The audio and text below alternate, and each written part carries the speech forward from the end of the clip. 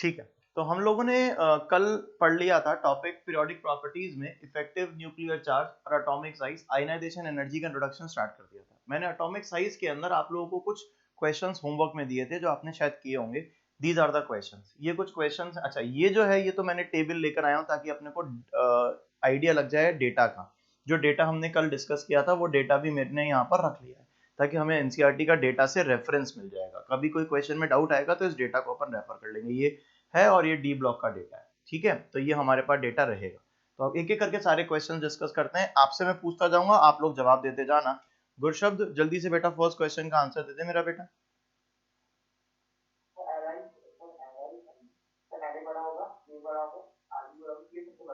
मतलब increasing order कहना चाह रहा है क्या बेटा? ओके, तो ये जो कह रहा है इंक्रीजिंग ऑर्डर कह रहा है, क्या तुम्हारा भी आंसर ये आ रहा है क्या वरदायनी? Yes sir. ठीक है, तो पहला जो सवाल है उसका जो ऑर्डर आ रहा है this is increasing order. Very easy, very simple. क्या सभी का आंसर आ गया? सेकंड का वरदायनी तुम आंसर दो, ऑल्टरनेट देते जाओ, दोनों जने जवाब बोलते जाओ। अगले का जवाब इंक्रीजिंग ऑर्डर। क्या इसका भी इंक्रीजिंग ऑर्डर का? इसका रीजन पता है आप लोगों को कि ऑर्डर इंक्रीज क्यों होता है?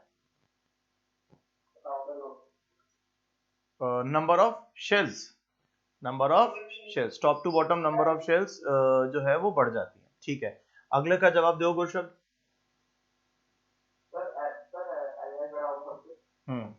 क्या ये ऑर्डर कहना चाहते हो क्या तुम? नियॉन जो है वो बड़ा हो जाएगा, सबसे बड़ा हो जाएगा?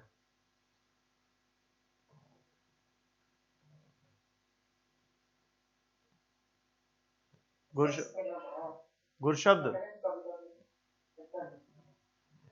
बोलो बेटा।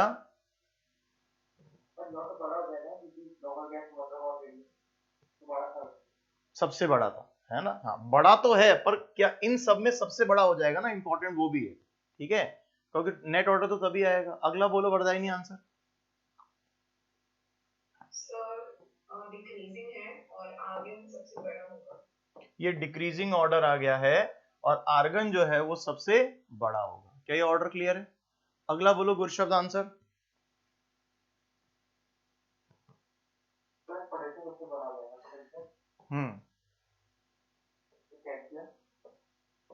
ऐसा ऑर्डर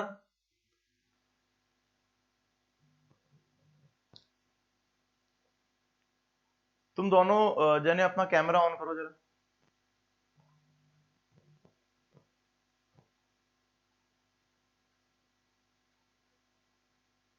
गुरशब्द कैमरा ऑन करिए बेटा।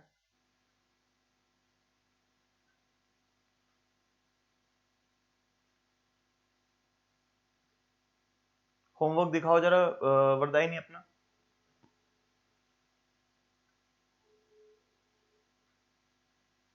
ठीक है, रखो। गुरशब्द कैमरा ऑन करो, होमवर्क दिखाओ।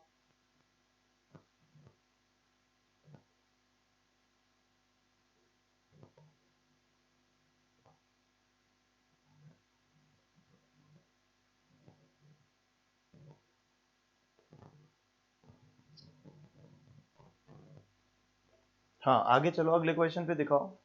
ये क्वेश्चन नंबर 4 के बाद सीधा 15 क्यों आ गया?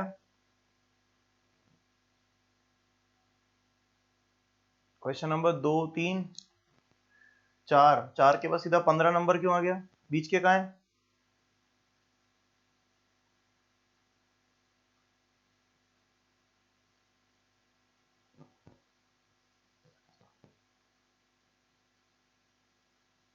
गुरशब्द थोड़ा जल्दी दिखा दे बेटा।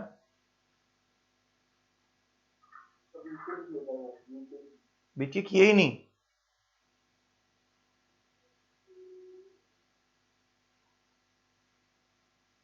बीच के नहीं करेगा बेटा क्वेश्चंस? आवाज नहीं आ रही?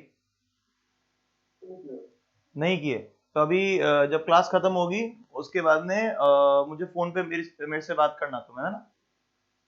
मेरा नंबर मैंने दिया था ना तुम्हारे को, मुझे कॉल करना क्लास खत्म होने के बाद, ठीक है? ठीक है, कैमरा ऑफ कर लो दोनों जने। ओके, तो ऑर्डर में क्या है कि कैल्शियम और पोटेशियम हमको कोई दिक्कत नहीं है, ये तो ऑर्डर जानते हैं। और ये डी ब्लॉक के इन 4 एलिमेंट को भी हम लोगों ने वैसे पढ़ा था कि नॉर्मल ऑर्डर फॉलो करते हैं, इसलिए स्कैंडियम, टाइटेनियम, वैनेडियम, क्रोमियम का ऑर्डर भी परफेक्ट आएगा। तो ये क्या एक अच्छा क्वेश्चन बन गया कि हमने एस ब्लॉक को डी ब्लॉक से कंपेयर भी कर लिया, ठीक है। और ये याद रखना ये रेगुलर ऑर्डर था, मैंने वहां पे वर्ड लिखा था नॉर्मल, याद आया मैंने वहां पे क्या वर्ड लिखा था, नॉर्मल ऑर्डर। तो क्रोमियम तक वैसे भी कोई एबनॉर्मेलिटी नहीं होती, तो ऑर्डर नॉर्मल रहेगा। अगला नंबर वरदायिनी बताओ बेटा, आंसर क्या होगा क्रोमियम और एमएन में? क्रोमियम छोटा होगा एमएन से। क्या ये उल्टा आंसर क्यों आया बेटा?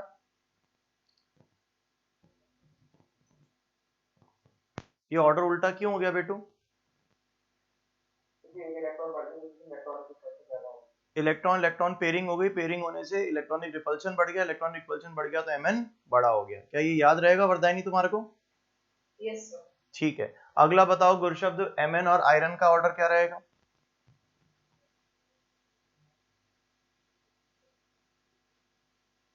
वरदायिनी तुम बताओ ऑर्डर क्या रहेगा बेटा? एमएन बड़ा होगा। एमएन बड़ा होगा। क्या ये नॉर्मल ऑर्डर था? कि ये नॉर्मल क्यों था? क्योंकि हमने कहा कि left to right Z effective बढ़ेगा, और जेड इफेक्टिव बढ़ेगा तो साइज छोटा हो जाएगा। इट्स वेरी सिंपल, ठीक है। ओके, अगला बताओ गुरशब्द 8 का आंसर।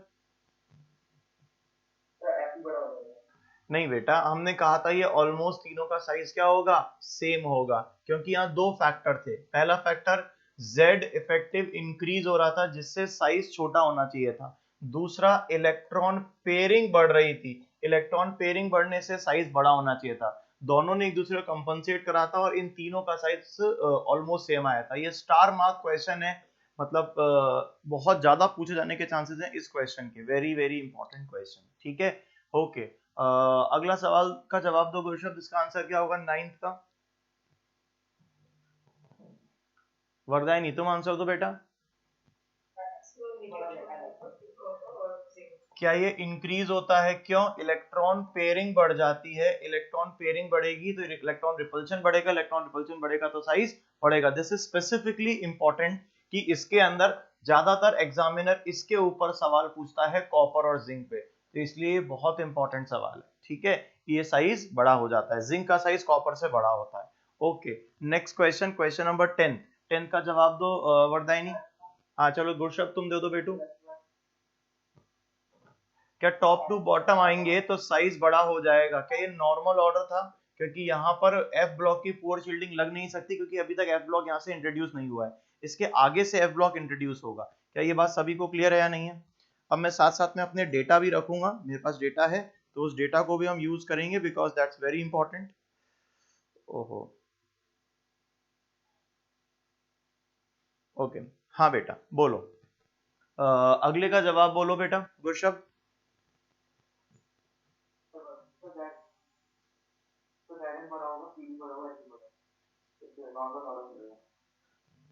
मतलब टॉप टू बॉटम डिक्रीज होना नॉर्मल ऑर्डर है या टॉप टू बॉटम इंक्रीज होना नॉर्मल ऑर्डर है? नहीं, टॉप टू बॉटम डिक्रीज होना नॉर्मल ऑर्डर है या टॉप टू बॉटम इंक्रीज होना नॉर्मल ऑर्डर है? टॉप टू बॉटम इंक्रीज होना नॉर्मल ऑर्डर है। जस्ट क्यों? क्योंकि यहां पर हम ऐसा कहना चाहते हैं कि शेल बढ़ जाएगी, शेल बढ़ जाएगी तो साइज बड़ा हो जाएगा। तो यहां पर जो ऑर्डर है उससे ज्यादा जरूरी मेरे लिए ये भी है कि इनकी वैल्यूज क्या है, क्योंकि यहाँ पे तो चलो ऊपर मान लिया कि एफ ऑर्बिटल इंट्रोड्यूस नहीं हुआ था, लेकिन यहाँ पर एफ ऑर्बिटल इंट्रोड्यूस हुआ। तो उस कंडीशन में it's very important for us कि हम यहाँ पर वैल्यूज पर ध्यान दें।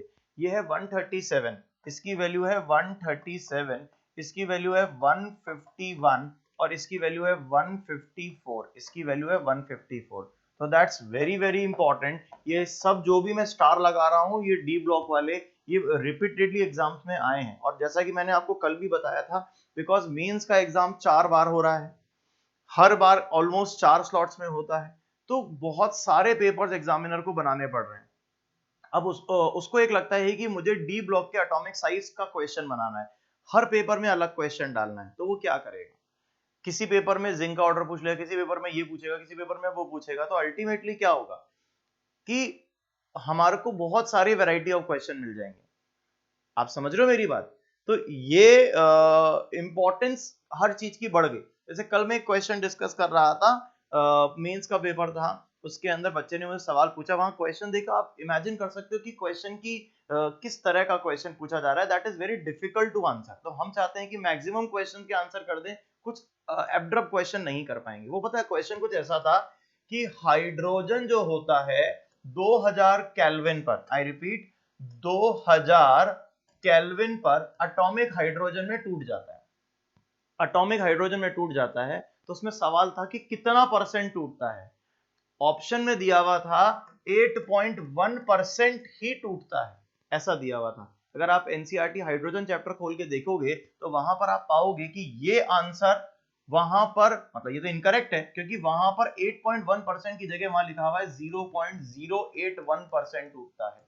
आप इमेजिन करिए कि किसी ने एनसीईआरटी अच्छे से पढ़ भी ली है, इवन उसको ये वाला डेटा भी याद है, लेकिन एग्जामिनर ने 0.0821 की जगह वहां 8.1 लिखा, आंखों में हल्का सा भी, थोड़ा सा भी उसको आइडिया रहा भी ना, तो भी लगेगा अरे तो सही है मैंने पढ़ा था, क्योंकि हमें ऐसा लगेगा ऐसा कुछ पढ़ा हुआ है, और 8.1 जैसे ही कुछ पढ़ा हुआ है तो वो उसको करेक्ट कर देगा, जबकि बस परसेंटेज गड़बड़ कर दी, और इसीलिए ये इनकरेक्ट हो गया था, क्योंकि आंसर क्या था 0.0821। तो वहां पे क्वेश्चन के 4 ऑप्शन थे, तीसरा ऑप्शन ये था, पूछा गया था कि H2 से जब H बनेगा 2000 केल्विन पर, तो जो डिसोसिएशन होता है वो 8.1% होता है, ऐसा। अब सोचो इतना भयंकर डेटाबेस क्वेश्चन आया मेंस के अंदर, और ऐसे कई सारे क्वेश्चंस आ रहे हैं, तो it's very difficult for us कि हम इन चीजों को पकड़ सकें। तो इस तरह के क्वेश्चन हम मान के चलते हैं कि हमारे गलत होंगे, लेकिन अगर 30 क्वेश्चन आईटी में आ रहे हैं, अपन को कह रहे हैं अपन को 25 अटेम्प्ट करने हैं, उस 25 में से कम 20 क्वेश्चन की तैयारी हमारी कॉन्सेप्चुअल है, तो वो हमें आने चाहिए, क्योंकि 5 क्वेश्चन हम ऐसा मान के चलें कि ऐसे क्वेश्चंस आएंगे जिनका सवाल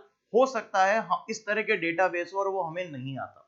क्या ये बात समझ में आ रही है आप सभी को? तो इसीलिए बात को ध्यान रखना कि क्वेश्चंस के अंदर, अब जैसे ये सब मैं आपको बता रहा हूँ, जहां मैं इंपॉर्टेंट बता रहा हूँ, जहां रीजनिंग भी हमारे पास है, वो तो आप पकड़ते चलो। जहां पे अब जैसे पीछे आएंगे भी 48 49 नंबर क्वेश्चंस हैं, दे आर प्योरली डेटाबेस, मैंने उसकी वैल्यूज भी लिखी हैं, तो वहां पर आप मान के चलो कि याद रह जाए तो बहुत बढ़िया, नहीं याद रहता है तब अपन मान के चलेंगे गलत हो सकता है वो सवाल। आप मेरी बात को क्लियर समझ पा रहे हो दोनों बच्चे? Yes sir.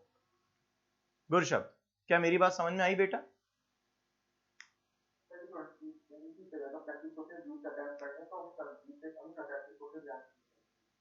क्या बेटा? हाँ, आपको एनसीईआरटी को बहुत मतलब कह सकते हैं ना थॉरोली पढ़ना पड़ता है, लेकिन मैं आपसे कह रहा हूँ कि एनसीईआरटी पढ़ने की जो मतलब कह सकते हैं ना टाइम है, वो तब आता है जब आप पहले पूरा सब्जेक्ट पढ़ लेते हो। अगर मैं आपको नॉर्मल सारे, जैसे पीरियोडिक प्रॉपर्टीज मैंने खत्म कर दी मान लीजिए, उसके बाद आप एनसीईआरटी पढ़ के एनसीईआरटी को पढ़ सकते हो, क्योंकि एनसीईआरटी को पढ़ने के लिए, उसकी लैंग्वेज को समझने के लिए पहले आपका क्लासरूम के अंदर जो भी थ्योरी है उसका कंप्लीट होना जरूरी है। आपको याद है आप मुझसे मिलने आए थे उस दिन, अपन सेंटर पे बैठे थे, तो मैंने ये चीज डिस्कस भी करी थी कि आपने कहा था कि हमने तो एनसीईआरटी खरीदी, हमने तो एनसीईआरटी कभी पढ़ी ही नहीं, क्योंकि एनसीईआरटी की लैंग्वेज डिफरेंट है, ऐसा आपने मुझे कहा था। तो मैंने क्या कहा था कि नहीं, एनसीईआरटी पढ़ना बहुत जरूरी है, लेकिन कब पढ़ना जरूरी है? जब आप अपनी थ्योरी कंप्लीट कर लो। तो सबसे पहले आप इस पर ध्यान दो जो हम पढ़ रहे हैं, जब ये कंप्लीट हो जाएगा फिर एनसीईआरटी को पकड़ना और फिर वहां से ध्यान देना। ठीक है बेटा, चलिए आगे बढ़ते हैं।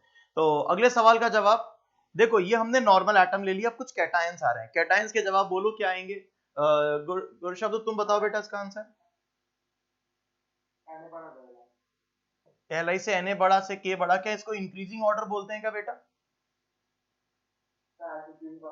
तो हमने इसको इंक्रीजिंग ऑर्डर, और ये सिंपल है, सभी में से एक एक इलेक्ट्रॉन गया, सभी का कॉन्फ़िगरेशन वैसे आ गया, top to bottom number of shells बढ़ गई, तो साइज बड़ा हो गया। Is that clear with everybody? आगे चलते हैं नेक्स्ट क्वेश्चन पे। Next question is question number 13। Question number 13 की बात करेंगे तो beryllium, magnesium, calcium, strontium, barium, Varadayini क्या आंसर होगा बेटा?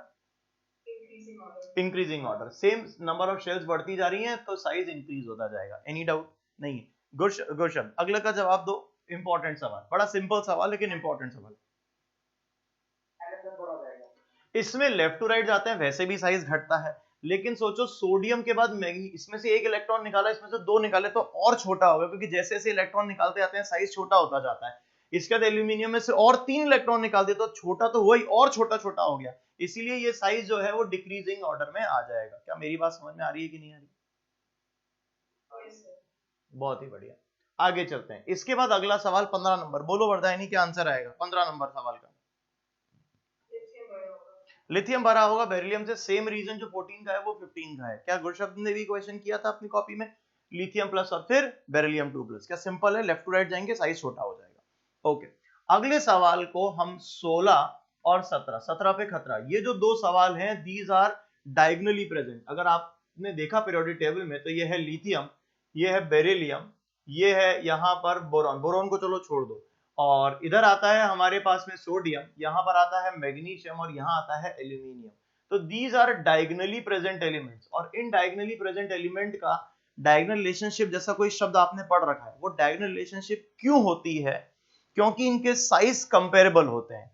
इनकी प्रॉपर्टीज जैसे कि इनके कार्बोनेट का डिसोसिएशन, जैसे कि इनके हाइड्रेट्स बनाना, जैसे कि इनके सल्फेट्स का डिसोसिएशन, मतलब बहुत सारी बातें होती हैं जो कि इन दोनों की काफी हद तक कॉमन होती हैं। अब वही हमें समझना है कि लिथियम और मैग्नीशियम और बेरिलियम और एल्यूमिनियम की प्रॉपर्टीज में सिमिलैरिटी क्यों आई, because of their comparable sizes. तो हम यहाँ पर अभी लिथियम और मैग्नीशियम के साइज को कंपेयर करने जा रहे हैं। समझो मैं क्या कहना चाहता हूँ। जब अपन लिथियम से सोडियम में आएंगे तो साइज बड़ा होगा, और जब अपन सोडियम से मैग्नीशियम में जाएंगे तो साइज छोटा होगा। तो आखिर लिथियम से मैग्नीशियम का साइज कैसे कंपेयर करेंगे? तो this is something which is dependent on data, but still we can answer. कैसे? मैं पहले डेटा लिखता हूं। लिथियम की वैल्यू होती है, लिथियम पॉजिटिव की 76, लिथियम पॉजिटिव की वैल्यू होती है साइज की 76, और मैग्नीशियम 2 प्लस का जो साइज होता है दैट इज 72, इसका साइज होता है 72। तो लिथियम प्लस और मैग्नीशियम 2 प्लस में से लिथियम प्लस का साइज बड़ा हो गया। अब कैसे प्रूव करें इस बात को मैं बताता हूं। देखो, अगर मैं बोलूं यहां पे लिथियम प्लस से सोडियम प्लस तो साइज बड़ा हो गया, मैग्नीशियम सोडियम प्लस से मैग्नीशियम प्लस पे आ रहे हैं तो साइज छोटा हो गया, लेकिन यहां मैग्नीशियम प्लस नहीं है, यहां मैग्नीशियम 2 प्लस है, साइज और छोटा हो गया। इसीलिए हम कह सकते हैं लिथियम से मैग्नीशियम कंपेयर करेंगे तो साइज 76 से 72 छोटा हो गया, क्योंकि यहां पॉजिटिव चार्ज जो है अगर हम उसकी बात करेंगे तो ये लिथियम प्लस और मैग्नीशियम प्लस सोचते तो मान सकते थे कि कुछ कंपैरेबल हो सकता था, लेकिन यहाँ +2 हो गया तो साइज और छोटा छोटा हो गया। क्या मेरी बात आप समझ में आ गई या नहीं आ गई? याद भी रहेगी मेरे इस तरीके से पढ़ाने पर? अरे हाँ या ना? यस। हाँ बेटा, जैसे जैसे अपन इलेक्ट्रॉन हटाते जाते हैं जेड इफेक्टिव बढ़ता जाता है, याद आया? और जैसे जैसे जेड इफेक्टिव बढ़ेगा साइज छोटा होता जाएगा, ये भी बात याद आई? यस।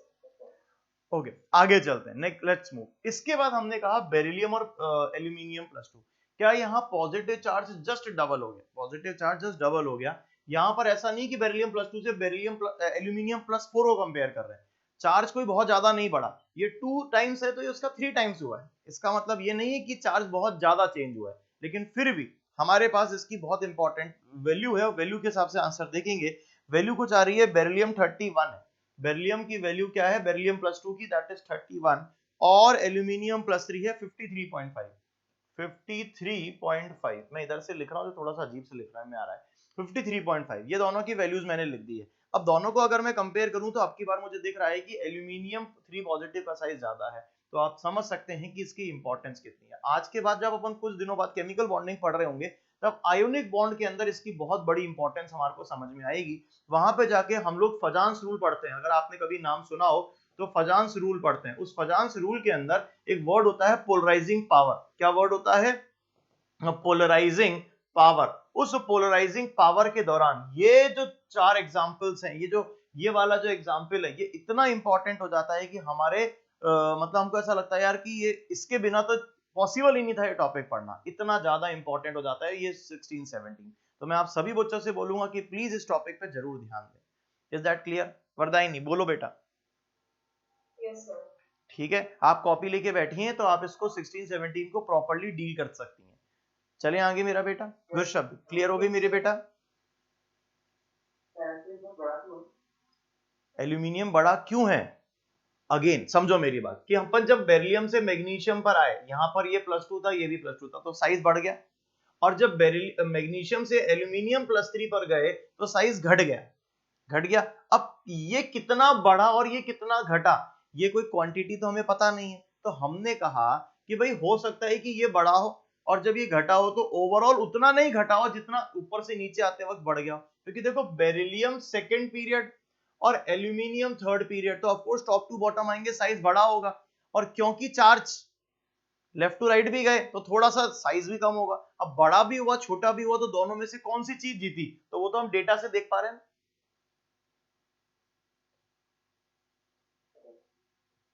आगे बात समझ नहीं समझ में आया?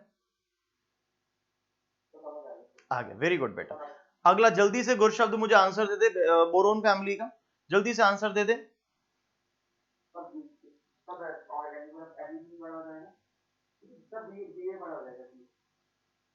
क्या ये ऑर्डर है, क्या ऐसा कुछ कहना चाह रहा है क्या? पहले गुर शब्द बोल मुझे,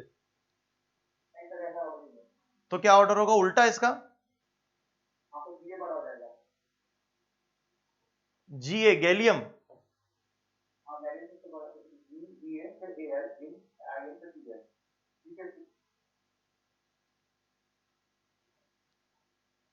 मैं समझा नहीं, तो ऑर्डर बोल, क्या ऑर्डर लिखूं? सबसे पहले कितना, सबसे बड़ा किसको लिख दूं?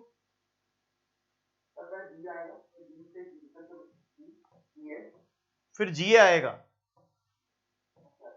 फिर एल आएगा, फिर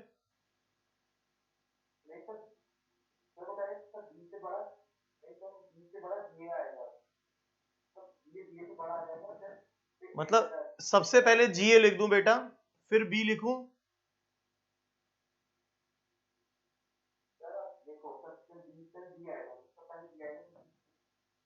सबसे पहले बोरोन लिख दूं, उसके बाद उससे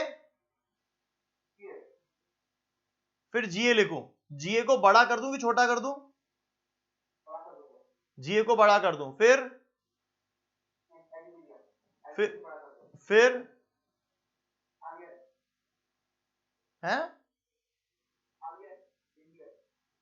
आईएन इंडियम, अच्छा, फिर एल्यूमिनियम, ये थेलियम टीएल। हाँ, तो इतना सा कहने के बजाय इतना सा बोल देता सर ये जो ऑर्डर है इसमें गैलियम को पीछे कर दो, बात ही खत्म हो जाती। अरे क्या क्लियर है क्या ये ऑर्डर? परफेक्टली क्लियर है, चलो बहुत बढ़िया, आगे चलते हैं नेक्स्ट क्वेश्चन पे, दैट इज 19। 19 का जवाब दो गुर शब्द। क्या टॉप टू बॉटम साइज बढ़ जाएगा? अरे क्या सबको क्लियर है?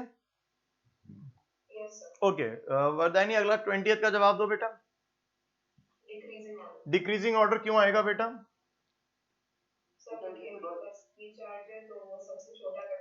जैसे जैसे इलेक्ट्रॉन निकालते जा रहे हैं जेड इफेक्टिव बढ़ता जा रहा है, जेड इफेक्टिव बढ़ेगा तो साइज घट जाएगा, यही ऑर्डर है क्या बेटा? यही कारण है क्या?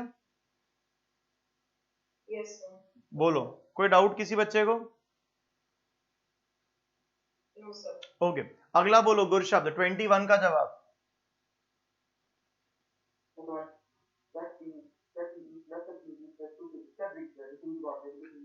डिक्रीजिंग ऑर्डर, क्या ये left to right periodic table है? अगर left to right periodic table है तो साइज वैसे भी घटना चाहिए, और यहाँ पर पॉजिटिव चार्ज भी बढ़ता जा रहा है तो साइज सच में और छोटा होता जाना चाहिए, तो ये आंसर परफेक्ट है, इसमें इसमें कोई दिक्कत नहीं है, सबको क्लियर है? ओके, क्वेश्चन नंबर 22 का जवाब भी गुर शब्द देगा, बोल बेटा।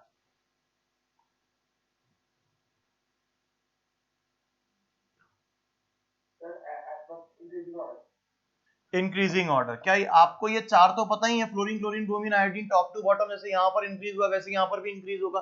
कंपेयर कर रहे हैं एच के साथ में, अगर एच का साइज अपन कंपेयर करेंगे तो एच का साइज ऑफ कोर्स बहुत छोटा होता है, छोटा एटम होता है ना एच, तो एच तो पीछे ही आना था, इसलिए एच पीछे आ गया, नहीं तो नॉर्मल ऑर्डर हो गया H F C L B R I. Yes या नो? ओके वरदायनी, जल्दी से मुझे 23rd का जवाब दो। इंक्रीजिंग ऑर्डर, यानी कि तुम्हारे हिसाब से order must be like this this this this and this, हाँ या ना? यस। कोई डाउट?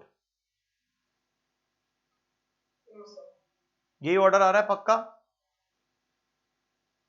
Yes sir. नहीं, छोटा सा इसमें अपन अभी चेंज करेंगे कि ये जो H माइनस होता है, इस H माइनस का साइज यू कांट इमेजिन कि इसका जो साइज है that is greater than boron minus bromine minus, that is greater than bromine minus, Br minus से भी इसका साइज बड़ा होता है। अब किसी ने पूछा सर ऐसा कैसे, इसका साइज इससे भी बड़ा, एक्चुअली ये सही है।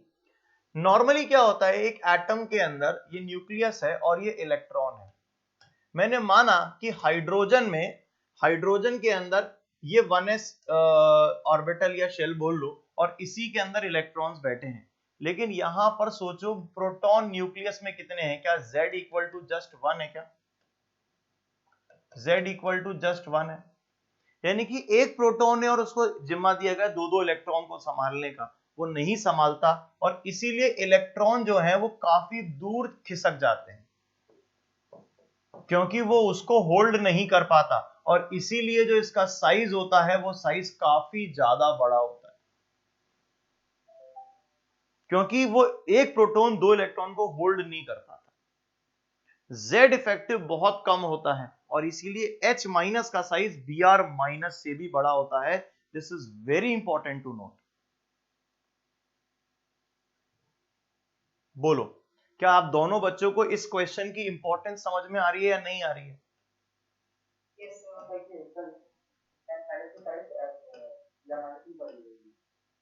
क्या मेरा बेटा? H minus size Br minus से बड़ी हो जाएगी, सिंपल। पर ये एक बहुत ज्यादा इंपॉर्टेंट टॉपिक हो गया, क्योंकि नॉर्मली देखो मैंने दोनों ऑर्डर्स को साथ पढ़ाया। H तो एक नॉर्मल एटम है, उसका साइज तो छोटा ही है ही, लेकिन H माइनस जो है उसमें जो एक एक्स्ट्रा इलेक्ट्रॉन आया है उसके कारण Z इफेक्टिव हाईली डिक्रीज हो गया। यहां पर Z इफेक्टिव इतना डिक्रीज हो गया कि अल्टीमेटली Z इफेक्टिव इतना डिक्रीज हो गया कि अल्टीमेटली साइज बहुत ज्यादा बढ़ गया।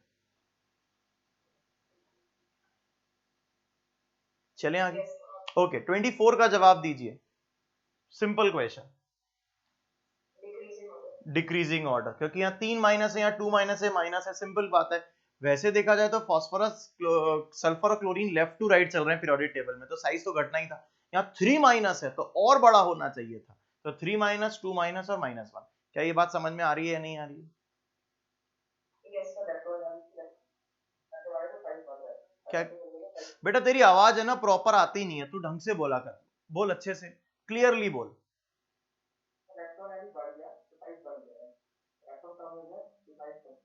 हाँ, ये अपन ने करा था कि एनायन जैसे जैसे होता जाएगा साइज जो है वो बड़ा होता जाएगा और कैटायन बनता जाएगा तो साइज छोटा होता जाएगा, लेकिन वो सेम एलिमेंट के लिए पढ़ा था। अब हम यहाँ सेम एलिमेंट की बात नहीं कर रहे थे, यहाँ तो ये अलग अलग एलिमेंट्स है। फॉस्फोरस, सल्फर, क्लोरीन अलग अलग एलिमेंट थे। पीरियोडिक टेबल में कहीं लेफ्ट टू राइट मौजूद होते हैं क्या?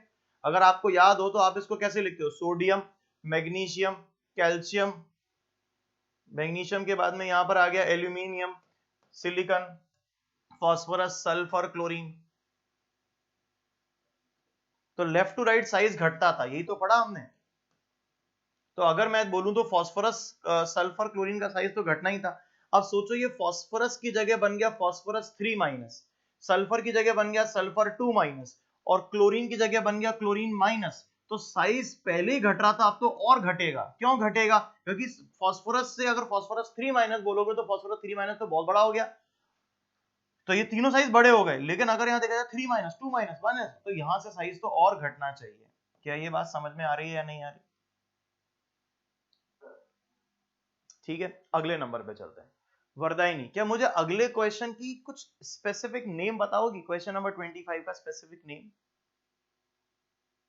Isoelectronic species. These are known as isoelectronic species। ये isoelectronic species है। isoelectronic species का मतलब इसमें total number of electron same होते हैं। अगर आप देखो तो सोडियम प्लस में, मैग्नीशियम 2 प्लस, एल्यूमिनियम प्लस 3, इन सभी में 10 इलेक्ट्रॉन्स हैं। आप जरा ध्यान से देख सकते हो इन सभी में कितने इलेक्ट्रॉन्स हैं? 10 इलेक्ट्रॉन्स। Yes, sir. और अगर इन सभी में 10 इलेक्ट्रॉन हैं तो अब कैसे चेक करेंगे? समझना मैं क्या कहना चाहता हूं। ये न्यूक्लियस है, न्यूक्लियस में Z मतलब नंबर ऑफ प्रोटॉन्स कुछ होंगे और ये शेल्स है, ऐसा कुछ। 10 इलेक्ट्रॉन है तो 1s2, 10 इलेक्ट्रॉन है तो क्या लिखते हैं? 1s2, 2s2 और 2p6 लिखते हैं। यही कॉन्फ़िगरेशन होता है। यानी कि मैंने फर्स्ट शेल के अंदर 2 इलेक्ट्रॉन बना दिए और 2s अगर मैं बनाऊं तो 2s में 2 इलेक्ट्रॉन बना दिए और 2p में मैंने 1 2 3 4 5 और 6 इलेक्ट्रॉन बना दिए। What is this? This is 1s, this is 2s और this is 2p। अरे हाँ या ना, ऐसा मैंने एक डायग्राम बना दिया जस्ट फॉर रेफरेंस। ये रेफरेंस के लिए हमने एक डायग्राम बना लिया। ये रियल डायग्राम तो है नहीं, रेफरेंस के लिए अपन ने बना लिया। इमेजिन करो कि क्या ये जो इलेक्ट्रॉन्स हैं ये हर इस स्पीशीज में सेम है? क्या ये कॉन्फ़िगरेशन ऐसा कैसा रहेगा? जो बदलाव होगा वो बदलाव किस में होगा? क्या केवल Z में बदलाव होगा? अब सोचो कि जिसका Z ज्यादा, प्रोटॉन ज्यादा, क्या वो इन इलेक्ट्रॉन को अंदर खींच लेगा तो साइज छोटा हो जाएगा? जिसमें प्रोटॉन कम है, जिसमें प्रोटॉन कम है वो ज्यादा अट्रैक्ट नहीं कर पाएगा तो साइज बड़ा हो जाएगा। क्यों? देखो बच्चे सेम है, टीचर बदल गया। टीचर जो है अगर वो ज्यादा अट्रैक्ट करेगा तो चीजें पास पास आ जाएंगी, टीचर अगर कम अट्रैक्ट करेगा तो चीजें दूर दूर चली जाएंगी। तो क्या सब चीजें Z पे डिपेंड करती हैं? Yes, sir. तो एटॉमिक नंबर बताएगा मुझे गुरशद। गुरशद मुझे जल्दी से एटॉमिक नंबर बता दे मेरा बेटा। एटॉमिक नंबर Z की वैल्यू कितनी है इसमें? एटॉमिक नंबर पूछ रहा हूं। Na प्लस क्या? एटॉमिक नंबर बदल जाता है इलेक्ट्रॉन निकाल लेने से? एटॉमिक नंबर तो नंबर ऑफ प्रोटॉन से होता है ना। 11 है। चलो मैग्नीशियम की बताओ। 12। और एल्यूमिनियम की बताओ। 13। और मुझे नाइट्रोजन की बताओ क्या होगी Z की वैल्यू? है 7। और इसकी बताओ Z की वैल्यू? 8। और इसकी Z की वैल्यू बताओ? 9 होती है क्या? अब मुझे बताओ कि ऐसा कह सकते हैं क्या कि साइज जो होता है वो डायरेक्ट वो प्रोपोर्शनल होता है इलेक्ट्रॉन्स के और इनवर्सली प्रोपोर्शनल होता है प्रोटॉन्स के? क्या ऐसा कह सकते हैं? इलेक्ट्रॉन्स ज्यादा तो रिपल्शन ज्यादा तो साइज बड़ा, अगर प्रोटॉन ज्यादा तो अट्रैक्शन ज्यादा तो साइज छोटा। तो क्या साइज और प्रोटॉन्स जो होते हैं क्या वो इनवर्सली रिलेटेड होते हैं? Yes, sir. इसको और अपन स्पेसिफिकली लिख लेते हैं। अगर इलेक्ट्रॉन लिख रहा हूं तो इलेक्ट्रॉन तो सब में सेम है, तो क्या ऐसा लिख सकते हैं size is inversely proportional to Z? Yes, sir. क्या ये आइसो इलेक्ट्रॉनिक स्पीशीज के लिए एक छोटा सा फंडा हो गया कि जब भी आइसो इलेक्ट्रॉनिक स्पीशीज होगी आप साइज का ऑर्डर दे दोगे? तो साइज का ऑर्डर समझ में आ गया सभी को या नहीं आया? Yes, sir. तो जल्दी से मुझे गुरशब्द इसके साइज का ऑर्डर दे दे मेरा बेटा। इसके साइज का ऑर्डर दे दे, 25 के साइज का ऑर्डर।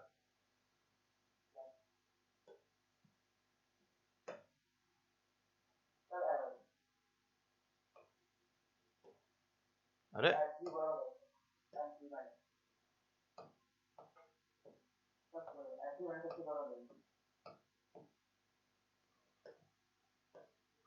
सबसे बड़ा कौन हो जाएगा इन सब में? नाइट्रोजन 3 माइनस सबसे बड़ा, फिर ऑक्सीजन 2 माइनस, फिर F माइनस, फिर Na प्लस, फिर Mg2 प्लस और फिर Al3 प्लस। क्या ये ऑर्डर आप दोनों बच्चों को समझ में आ रहा है या नहीं आ रहा है? Yes. इधर से इधर जा रहे हैं तो सिंपल Z की जो वैल्यू है वो बढ़ रही है और इसीलिए साइज की वैल्यू घट रही है। क्या ये ऑर्डर क्लियर है सभी को? आइसो इलेक्ट्रॉनिक स्पीशीज में साइज कैसे कंपेयर करते हैं, क्लियर है? अब हमसे किसी बच्चे ने पूछा कि सर इसमें नियॉन भी तो लिख सकते थे क्योंकि नियॉन में भी इलेक्ट्रॉन 10 होते हैं, तो सर नियॉन का ऑर्डर क्या होता, नियॉन कहां आता? तो देखो नियॉन में वेंडर वॉल रेडियस होती है, इन सब में आयनिक रेडियस है, ये सब कैटायन एनायंस है, इन सब में आयोनिक रेडियस है, नियॉन में वेंडर वॉल रेडियस है। तो एज सच कंपेरेबल तो है ही नहीं। डेटा होगा तो डेटा से अपन रखकर पुट करके आंसर चेक कर सकते हैं। हो सकता है कि वो नियॉन हो वो सबसे बड़ा हो, यहाँ मतलब यहाँ नाइट्रोजन के भी आगे आ जाए, और हो सकता है कि वैल्यू के बेसिस पे वो कहीं बीच में आ जाए। क्लियर है? लेकिन स्टिल मैं आपको क्या कह रहा हूं कि उसका इसके साथ कोई कंपैरिजन है नहीं कि आखिर नियॉन जो होगा वो आएगा कहां। मेरी बात समझ में आ रही है? तो मैं आपको अगर डेटा बताऊं तो जो नियॉन होता है, नियॉन उसकी वैल्यू के हिसाब से वो इस जगह पर लैंड अप करता है। वो ऑक्सीजन 2 नेगेटिव से बड़ा होता है लेकिन नाइट्रोजन 3 नेगेटिव से छोटा होता है, जो वैल्यू मेरे पास है उसके बेसिस पर, क्योंकि उसमें वेंडरवॉल रेडियस लिखते हैं। आपको मैं वैल्यू जो है वो कहीं लिख देता हूं, यहां पर मेरे पास जगह है, मैं उस जगह पर वैल्यूज लिखने की कोशिश करता हूं, सारी वैल्यूज आ जाएं। नाइट्रोजन 3 माइनस का साइज है 171, फास्फोरस 3 माइनस का साइज है, ये मैं सारी वैल्यू जो भी मेरे पास लिखी है वो सारी लिख रहा हूं बुक में से, 212।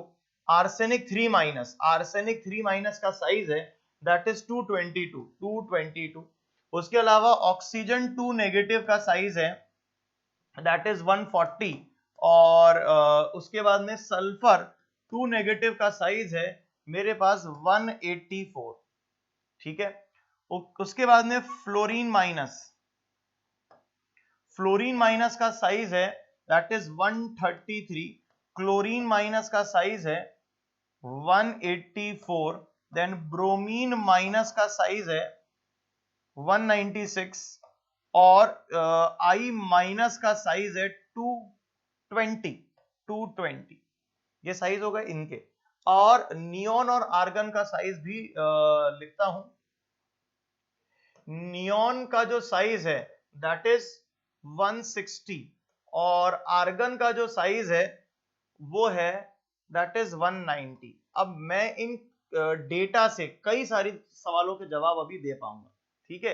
ये जो डेटा मैंने लिखा है ये आपके रेफरेंस के लिए याद नहीं करना है, पर ये जो डेटा है इससे पहली बात प्रूव होती है कि ये नियोन को कहां रखें। अब नियोन का जो साइज है मैंने लिखा 160, ऑक्सीजन 2 नेगेटिव का है 140, जबकि नाइट्रोजन 3 नेगेटिव का है 171। तो अब देखो इसका साइज तो है 171 और इसका साइज है 140, और नियोन का साइज बीच में आ गया 160, इसलिए मैंने कहा neon is not largest, neon is in between nitrogen 3 minus and oxygen 2 negative. Is that clear with everybody? Yes, sir. मैंने कई बार देखा है कि कई सारे टीचर्स जो होते हैं वो थ्योरी से पढ़ा देते हैं, वो ऐसे कहते हैं अरे बेटा इसमें तो वेंडरवॉल रेडियस होगी, और अगर वेंडरवॉल रेडियस तो तुम सब जने जानते ही हो सबसे बड़ी होती है, और ये जो वेंडरवॉल रेडियस है सबसे बड़ी होती, तो नियॉन को सबसे आगे रख देते हैं। है ही नहीं नियॉन आगे, डेटा तो कहता ही नहीं कि नियॉन आगे आएगा। बोलो क्या क्लियर है सभी को? Yes, sir. ठीक है वरदायिनी, अगला सवाल 26 का बताओ, क्या आंसर होगा 26 का? Hydrogen is smaller than helium. Hydrogen और हीलियम में हीलियम बड़ा, अरे हाँ या ना? Yes, sir. लिथियम नियॉन में नियॉन बड़ा, सोडियम आर्गन में आर्गन बड़ा। क्या ये तीनों जो हैं क्या ये वेंडरवॉल रेडियस हैं, और वेंडरवॉल रेडियस बड़ी होती हैं? क्या these are the largest in the respective period? कौन कौन? Helium, neon and argon. क्या शुरू के 3 period, first period, second period, third period में क्या noble gases have the largest radius? क्या ये स्टेटमेंट ट्रू था? अरे हाँ या ना? Yes, sir. Correct. Okay, good शब्द, जल्दी से मुझे 29 का जवाब बता दे। अब की बार उल्टा हो गया था, क्या पोटेशियम और क्रिप्टन के अंदर क्या पोटेशियम बड़ा हो गया था? क्योंकि मैंने आपको कहा था फोर्थ, फिफ्थ और सिक्स्थ पीरियड में उल्टा हो जाएगा, नोबल गैसेस लार्जेस्ट नहीं होंगी, वो एल्कली मेटल से जस्ट छोटी होंगी, तो एल्कली मेटल का साइज बड़ा होगा, दैट इज पोटेशियम। क्या ये बात समझ में आ रही है? Yes, sir. बढ़िया है। क्वेश्चन नंबर 30 और 31 जो है, इन दोनों सवालों के जवाब हमको प्रॉपरली डिटेल में लिखने हैं, तो वो सवालों के जवाब मैं अलग से देता हूं, यहां पर एक पेज ऐड कर लेता हूं, ये 32 आ जाएगा ना फिर, तो 30 और 31 के लिए मैं पेज ऐड कर लेता हूं। यहां पर सबसे पहले मैं 30 नंबर का जवाब देना चाहूंगा, that is first A and second A combined, दोनों का नेट ऑर्डर। तो मैं सबसे पहले फर्स्ट ए लिख लेता हूं। फर्स्ट ए कौन कौन आएगा? दैट इज फर्स्ट ए मेरे पास आ गया लिथियम, मेरे पास आ गया यहां पर लिथियम, फिर आ गया यहां पर सोडियम, फिर आ गया यहां पर पोटेशियम, फिर आ गया रुबिडियम, और फिर आ गया सीजियम। यहां पर मेरे पास आ गया दैट इज बेरिलियम, फिर आ गया मैग्नीशियम, फिर आ गया कैल्शियम, फिर आ गया स्ट्रोंशियम, और फिर आ गया बेरियम। क्या ये क्लियर है क्या? अगर मुझे इसका ऑर्डर लिखना है तो मैं इसका ऑर्डर कैसे लिखूंगा? देखो अगर अपन लेफ्ट टू राइट जाते हैं तो साइज छोटा होता है, टॉप टू बॉटम आता है साइज बड़ा होता है, हमें नेट ऑर्डर पूछा है, तो this is something which is database, लेकिन फिर भी उसको याद रखना के लिए थोड़ा सा मैं एक स्टाइल दिखा रहा हूं, जरा बोर्ड पर ध्यान से देखना। सीजियम से रुबिडियम से पोटेशियम से बेरियम, बेरियम से हम गए स्ट्रोंशियम कैल्शियम, फिर कैल्शियम से छोटा सोडियम, सोडियम से छोटा मैग्नीशियम, मैग्नीशियम से छोटा लिथियम, और लिथियम से छोटा बेरिलियम। देखो शेप बन रहा है EN, ऐसा शेप बन रहा है। मैं कहना ये चाहता हूं कि सबसे बड़ा है मेरे पास दैट इज कैल्शियम, कैल्शियम से छोटा रुबिडियम, रुबिडियम से छोटा पोटेशियम, पोटेशियम से छोटा बेरियम, बेरियम से छोटा स्ट्रोंशियम, स्ट्रोंशियम से छोटा कैल्शियम, कैल्शियम से छोटा सोडियम, सोडियम से छोटा मैग्नीशियम, मैग्नीशियम से छोटा लिथियम और सबसे छोटा बेरिलियम। क्या ये ऑर्डर क्लियर है? Yes, sir. फिर से बोलता हूं, दिस इज मतलब कह सकते हैं ना हमारी मजबूरी है। अगर आपको पता है लेफ्ट टू राइट साइज बढ़ेगा, टॉप टू बॉटम घटेगा, ये आपको आता है, दिस इज लॉजिक। लेकिन अब सबको आपस में कंपेयर करने की एक ट्रेन बना देनी है, तो वो कैसे कर पाएंगे हम? अब हमें पता है कि हमारे मेरी एक फैमिली है, मेरी फैमिली में किसकी हाइट ज्यादा है किसकी हाइट कम है, वी कैन अरेंज देम। मेरे को पता है कि मेरे पास वालों की फैमिली में उन लोगों की हाइट का ऑर्डर क्या है, लेकिन अब हमने क्या करा, दोनों फैमिलीज को मिक्स कर दिया और नेट ऑर्डर निकाला। तो क्या ये तो मिक्स हो जाएगा, ये तो रैंडम ऑर्डर हो जाएगा? दिस इज समथिंग, ये फर्स्ट है ये सेकंड है, तो हमने क्या करा, इन दोनों को मिलाकर नेट ऑर्डर निकाला। क्या बताओ मेरी बात समझ में आ रही है नहीं आ रही है? Yes, sir. डन, आगे चलते।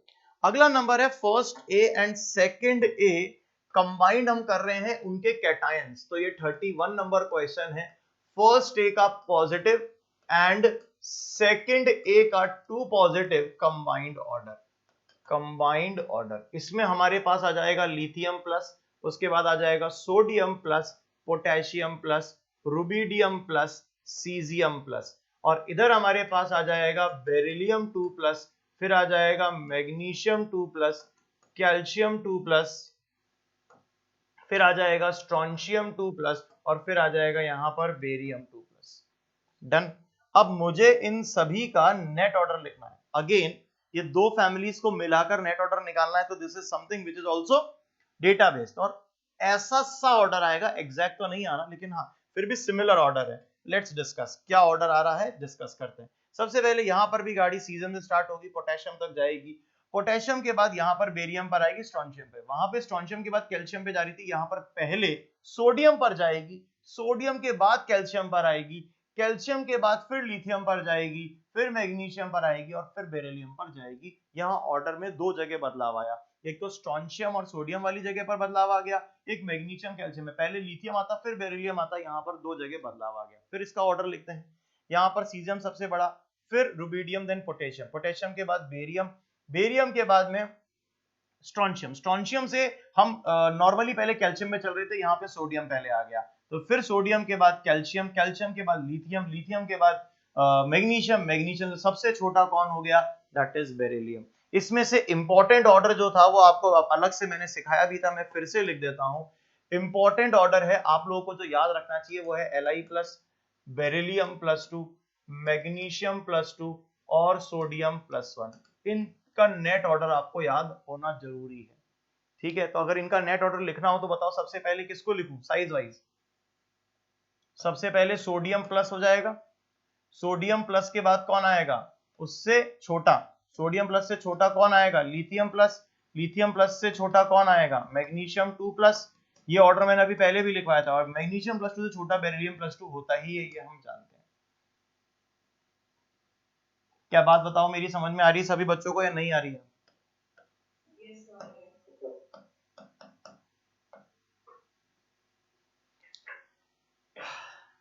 अगर आपको लगता है कि इसकी वैल्यूज क्या है, तो मेरे पास वैल्यूज भी हैं, इसकी सभी की वैल्यूज है, क्योंकि वैल्यूज और मैंने कहीं लिखी नहीं है, तो इट्स इंपॉर्टेंट कि मैं इनकी वैल्यूज बताऊं। मैं यहाँ पर इनकी वैल्यूज लिख देता हूँ। ओके, यहाँ पर इसकी वैल्यू है 76, इसकी जो वैल्यू है वो है 102, इसकी जो वैल्यू है वो है 138, और रुबिडियम पॉजिटिव की वैल्यू है 153, 152,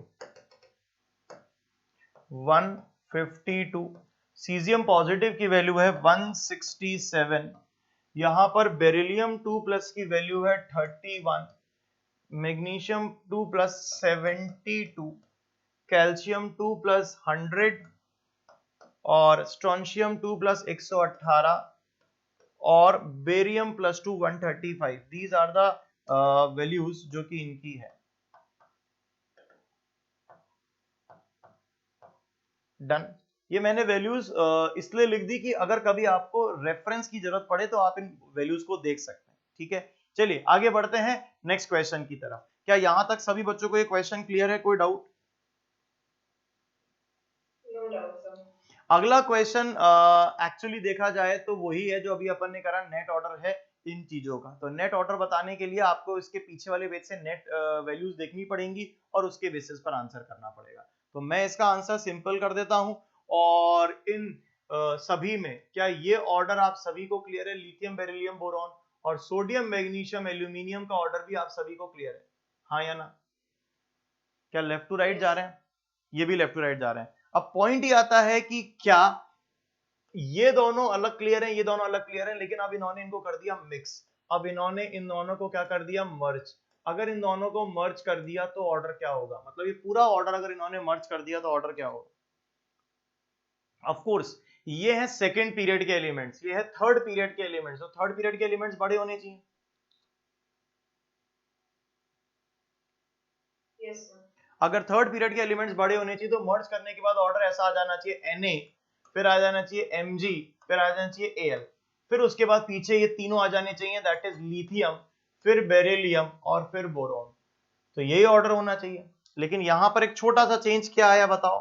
छोटा सा जो चेंज आया वो ये आया कि एल्यूमिनियम भाई साहब जो है उनका साइज लिथियम से छोटा होता है। It's not that much important, क्योंकि इनके कैटायन का ऑर्डर ज्यादा इंपॉर्टेंट होता है। लोग ज्यादातर कैटायन का ऑर्डर पूछते हैं जो 33 में दे रखा है। ये ऑर्डर कोई पूछता नहीं है। फिर भी अगर किसी ने पूछा तो आपको तो बस ये ध्यान रखना है कि ये तीन अलग हैं, ये तीन अलग हैं। इनका मर्ज करने के बाद एल्यूमिनियम और लिथियम में लफड़ा आ गया है। क्यों? एल्यूमिनियम एक शेल नीचे है तो साइज बड़ा होना चाहिए, लेकिन ऑफकोर्स लेफ्ट टू राइट भी चला गया तो साइज छोटा होना चाहिए। अब करें क्या? तो वो हमने डेटाबेस देखा कि एल्यूमिनियम का जो साइज है वो लिथियम से छोटा होता है। क्या मेरी बात समझ में आ रही है? वरदायिनी बोलो, गुरु शब्द बोलो। Yes sir. हाँ, ये इंपॉर्टेंट नहीं है, और मतलब इसके चक्कर में कंफ्यूज भी मत होना। ये कोई मतलब जनरली नहीं पूछा जाता, बट मैंने तो इसलिए बता दिया क्योंकि इसकी कैटायन के ऑर्डर्स हमें करने होते हैं, इसलिए मैंने करा दिया। ठीक है, क्या मेरी बात यहां तक सबको समझ में आ गई या नहीं आ गई? Yes sir.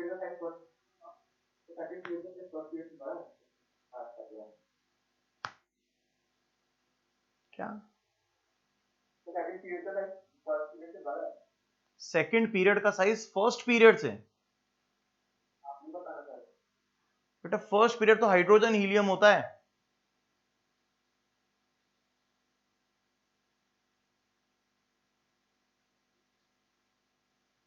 ये सेकंड, ये तो थर्ड है, और ये सेकंड पीरियड है। और तो मैं क्या बताना चाहता हूं, तो सब पता है ना, अपन डिस्कस तो कर चुका। टॉप टू बॉटम आते हैं, साइज बड़ा होता है कि छोटा होता है? हैं? तो फिर सेकंड पीरियड होता, थर्ड पीरियड में कौन बड़ा होना चाहिए था?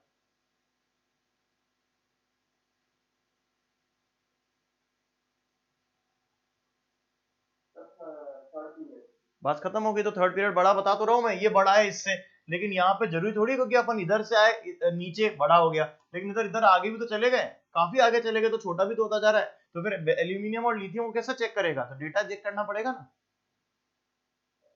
इसको चाहे ऐसे कर ले, चाहे इसको तो ऐसे भी कर सकता है कि उल्टा कर ले, कि यहां पर ऐसा बोल ले कि लिथियम जो है वो लिथियम, ऐसा कर ले कि यहां पर लिथियम जो है वो लिथियम उठ के एल्यूमिनियम से आगे आ गया, ऐसा कर ले।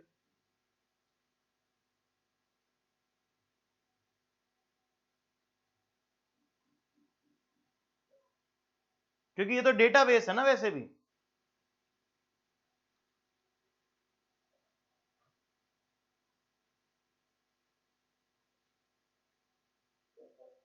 आगे चलते हैं। इसके बाद अगला वाला जो है वो अगेन मैंने कहा था ना 17 और खतरा वाला, जो 16-17 नंबर क्वेश्चन था, ये वो वाला सवाल है। इनको पूरे को मर्ज कर दिया गया है, और मर्ज करके जो ऑर्डर आ रहा है वो ऑर्डर क्या आएगा बताओ? इन तीनों का ऑर्डर सबसे आगे चला जाएगा। तो सबसे आगे किसको रखूं? Na+, फिर Mg2+, और फिर Al3+। ये हो गया थर्ड पीरियड। फिर पीछे चला, इन दोनों के अंदर लिथियम प्लस और बेरिलियम+2, क्या ये लेफ्ट टू राइट के मेंबर्स हैं क्या? Yes sir. तो पहले कौन आएगा? लिथियम प्लस आएगा, और फिर बेरिलियम 2+ आएगा। क्या ये सेकेंड पीरियड, क्या ये भी क्लियर है? ये कौन है? ये थर्ड पीरियड है, थर्ड पीरियड। और ये कौन है? Second period. क्लियर है? अब जैसे वहां पर भी थर्ड पीरियड को सेकेंड पीरियड से आगे रखा, वही मैंने यहां कर दिया। दूसरी बात यहां पर क्या करनी होती है, क्या गड़बड़ कौन करता है? लिथियम प्लस और एल्यूमिनियम प्लस 3 करता है। कौन कौन करता है? लिथियम प्लस और एल्यूमिनियम प्लस 3, क्या यही गड़बड़ करते हैं? याद आया? Yes, sir. अब अभी मैंने जो पीछे क्वेश्चन कराया था उसके हिसाब से बताना, लिथियम प्लस का साइज एल्यूमिनियम प्लस 3 और Mg+2 से भी बड़ा था क्या पिछली वाली में देखा अपन ने? तो बस आंसर क्या हो गया फाइनली, बोलो। क्या लिथियम प्लस के साइज को किससे बड़ा कर देंगे? मैग्नीशियम 2+ से बड़ा कर देंगे। तो क्या सीखा अपन ने? स्पेसिफिक स्पेशल क्या सीखा कि जब अपन एटम्स की बात करते हैं तो लिथियम एल्यूमिनियम से ही आगे आता है, लेकिन जब अपन कैटायंस की बात करते हैं तो लिथियम प्लस Mg+2 से आगे आ जाता है।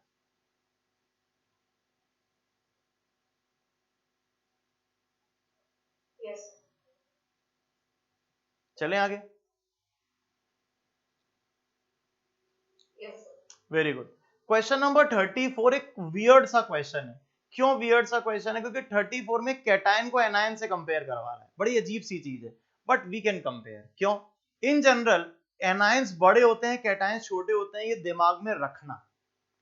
क्योंकि एनायन में इलेक्ट्रॉन बढ़ जाता है तो जेड इफेक्टिव कम हो जाता है, साइज बड़े हो जाते हैं, और कैटायंस जो होते हैं वो नॉर्मली इलेक्ट्रॉन कम हो जाता है, साइज छोटे हो जाते हैं। मैंने क्या किया सुनना, यहां पर अगर नॉर्मल 1 एटम वाले को अगर मैं कंपेयर करूंगा तो 1 एटम वाले में, ओ सॉरी 1 चार्ज वाले को अगर मैं कंपेयर करूंगा तो 1 चार्ज वाले में सीजियम पॉजिटिव और एफ नेगेटिव, ये लार्जेस्ट सीजियम पॉजिटिव कैटायंस में लार्जेस्ट कैटायन है। तो लार्जेस्ट कैटायन का अगर मुझसे कोई सवाल पूछेगा तो लार्जेस्ट कैटायन सीजियम पॉजिटिव है। कौन है? Caesium positive. पहले बताओ मुझे ये बात सभी बच्चों को क्लियर है या नहीं है कि largest cation is caesium positive? सोचो क्यों? Yes, sir. क्योंकि एस ब्लॉक पी और डी ब्लॉक से बड़ा है। एस ब्लॉक में भी टॉप टू बॉटम आ गए तो साइज बड़ा हो गया, तो सीजियम क्या सबसे बड़ा हो गया क्या? Yes, sir. तो लार्जेस्ट कैटायन मोनो एटॉमिक, एक एटम वाला, कौन है? Cesium positive. Caesium positive. Smallest cation सोचो कौन होगा? आप, मुझे मालूम है आप जानते हो, स्मॉलेस्ट कैटायन कौन होने वाला है? Hydrogen positive. क्या? H Hydrogen positive. H positive. क्यों? क्योंकि इसमें तो इलेक्ट्रॉन ही नहीं है, ये तो प्रोटॉन है, सिर्फ प्रोटॉन है। सोचो H पॉजिटिव का मतलब प्रोटॉन। क्या smallest cation is H positive? Perfect. Largest cation is caesium positive? Perfect. अरे सबको क्लियर है क्या? Yes, sir. ठीक है। सोचो स्मॉलेस्ट एनायन कौन होगा?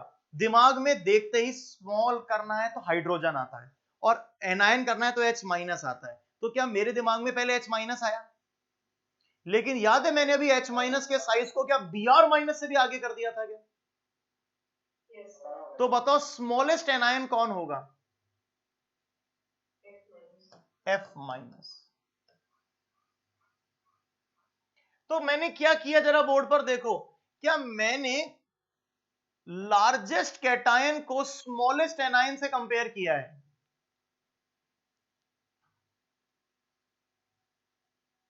सर कहना क्या चाहते हो? मैं कहना यह चाहता हूं नॉर्मली कैटायंस और एनायंस में से क्या एनायन बड़े होते हैं? Yes, very well. मैंने कह दिया लार्जेस्ट कैटायन, बड़े से बड़ा कैटायन को ले लिया, बड़े से बड़ा कैटायन ले डाला, और छोटे से छोटा एनायन ले डाला, छोटे से छोटा एनायन ले डाला। अगर अपन ने ये कंपैरिजन कर लिया, बाकी सभी कंपैरिजन में क्या बोल देंगे कि कैटायन और अगर एनायन कहीं लिखा हो तो हमेशा किसको बड़ा कर दो? Anion. ठीक है, इसको चेक कर लेते हैं। अगर मैंने यहां देखा तो इसका आंसर है सीजियम पॉजिटिव बड़ा है F- से, और कितना सा बड़ा है वो बताता हूं, 167 और 133। इसकी वैल्यू है 167 और इसकी वैल्यू है 133, यानी कि इन दिस कंपैरिजन ओनली केवल इसी कंपैरिजन में कैटायन बड़ा है एनायन से। उसके अलावा अगर कभी भी किसी कैटायन को एनायन से कंपेयर करना हो तो हमेशा क्या कर दोगे, एनायन को बड़ा कर दोगे कैटायन से। क्या ये बात समझ में आ रही है या नहीं आ रही है?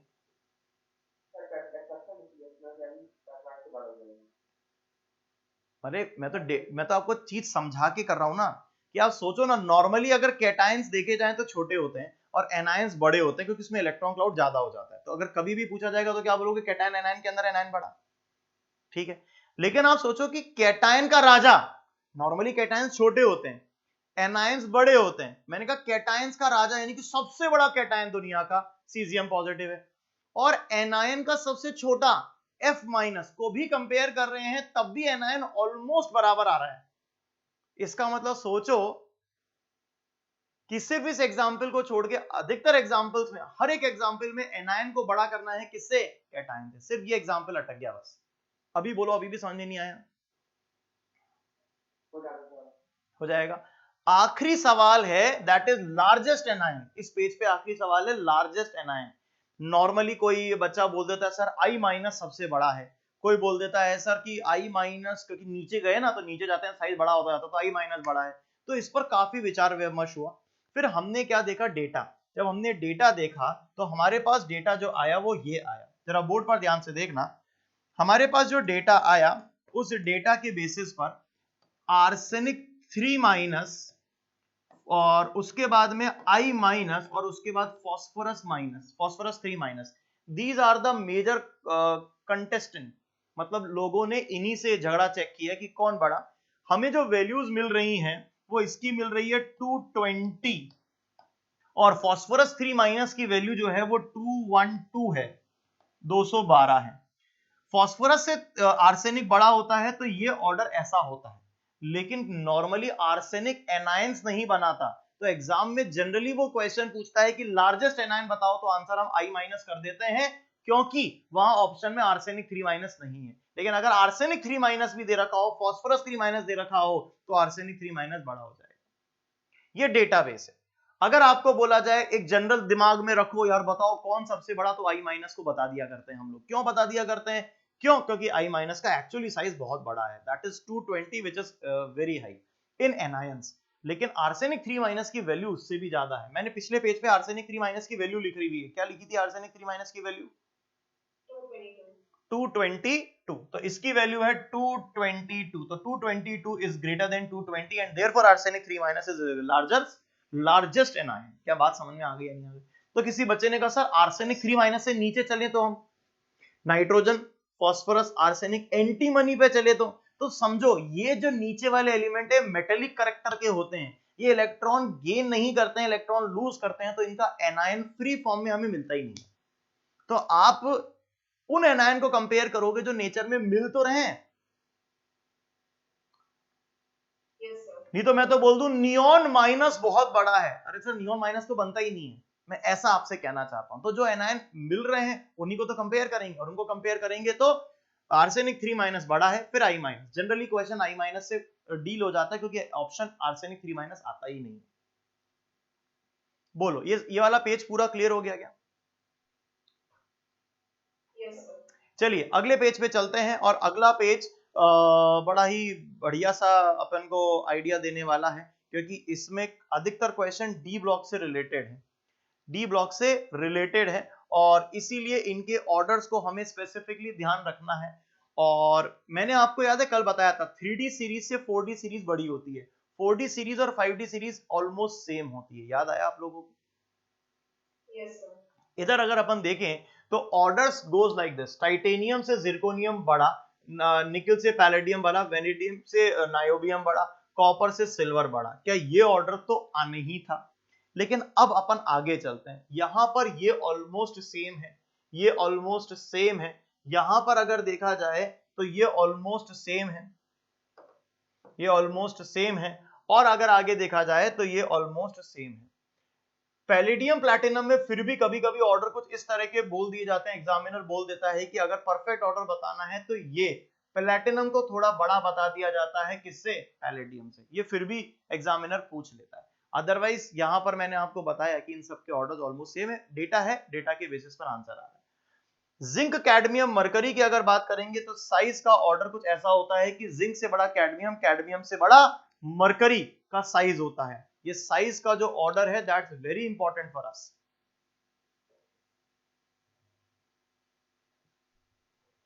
उधर रख दिया कमरे में। क्या यहां तक मेरी बात समझ में आ गई सभी को या नहीं आई? Yes sir. कॉपर से सिल्वर बड़ा, सिल्वर से गोल्ड बड़ा। Yes sir. अब इस जगह पर जो क्वेश्चन नंबर 46, 47, 48, 49 है, इनकी भी इंपॉर्टेंस है। जब अपन पढ़ते हैं कलर्स कॉन्सेप्ट, कलर कॉन्सेप्ट पढ़ते हैं, या हम लोग पढ़ते हैं इसी तरह से पोलराइजिंग पावर, या आगे जाके कोऑर्डिनेशन चैप्टर पढ़ेंगे 12th क्लास में। उस कोऑर्डिनेशन चैप्टर में एक चीज होती है स्प्लिटिंग एनर्जी, स्प्लिट हो जाता है, ऑर्बिटल स्प्लिट करनी होती है। उनको सबको ध्यान में रखते वक्त इन सभी के ऑर्डर्स इंपॉर्टेंट होते हैं। अभी एज सच आपके लिए तो ये ऑर्डर्स जस्ट लाइक हाँ भाई ठीक है होंगे सर, लेकिन आगे जाके इनके ऑर्डर्स में बहुत इंपॉर्टेंस आ जाती है। इनके साइज का ऑर्डर ये तो बढ़ता है और ये घटता है। कैटायंस की बात कर रहा हूं, इसकी बात करेंगे तो इसका साइज इंक्रीजिंग ऑर्डर होता है। अगर हम यहां पर बात करेंगे तो ये एक ऐसा ऑर्डर है जिस ऑर्डर में नॉर्मली अगर देखा जाए तो वैल्यू मैं बताता हूं, इसकी वैल्यू है 67, इसकी वैल्यू है 61, इसकी वैल्यू है दैट इज 65 और 65, और इसकी जो वैल्यू है दैट इज 69। ये सबकी वैल्यूज हैं। तो इनका ऑर्डर बड़ा रैंडम है, जबकि elements left to right normal है। तो अगर अपन देखें तो पहले ऑर्डर ऐसा लिख लो और Mn को पकड़ के कोबाल्ट के आगे रख दो, क्योंकि Mn iron, cobalt, nickel left to right के मेंबर है डी ब्लॉक में, और डी ब्लॉक में लेफ्ट टू राइट जाते हैं तो इन जनरल साइज घटता है। लेकिन याद रखो आयरन, कोबाल्ट और निकिल में साइज ऑलमोस्ट सेम था। यहां पर Mn और Fe के अंदर साइज घट रहा था, तो अभी भी मैंने वही करा कि Mn के साइज को उठा के आगे रख दिया। किसी ने पूछा ऐसा क्यों, तो Mn का कॉन्फ़िगरेशन याद करो। Mn का तो था 3d5 4s2, तो इसका कॉन्फ़िगरेशन है 3d5। हाई रिपल्शन हो रहा है 3d5 में। इसका जो कॉन्फ़िगरेशन है वो है 3d6, इसका जो कॉन्फ़िगरेशन है वो है 3d7, और इसका कॉन्फ़िगरेशन है 3d8। 3d8 तो आप यहां देख सकते हो, यहाँ 3d5 है, उस 3d5 के अंदर नंबर ऑफ प्रोटॉन तो कम है, लेकिन इलेक्ट्रॉन जो है वो सारे एक एक ऑर्बिटल में है, तो इलेक्ट्रॉन इलेक्ट्रॉन रिपल्शन हाई है। उसके चक्कर में ये Mn उठ के कोबाल्ट +2 से भी आगे चला जाता है। कॉपर प्लस और जिंक 2+, ऑफ कोर्स यहाँ 2+ है तो इसका साइज छोटा ही होना है, दैट्स ऑब्वियस, क्योंकि वो 2+ है, लेफ्ट टू राइट चले गए तो साइज छोटा ही होना है। क्या ये बात समझ में आ रही है या नहीं आ रही? अब आपको लगता है कि सर इस पेज को तो थोड़ा अजीब लग रहा है समझना।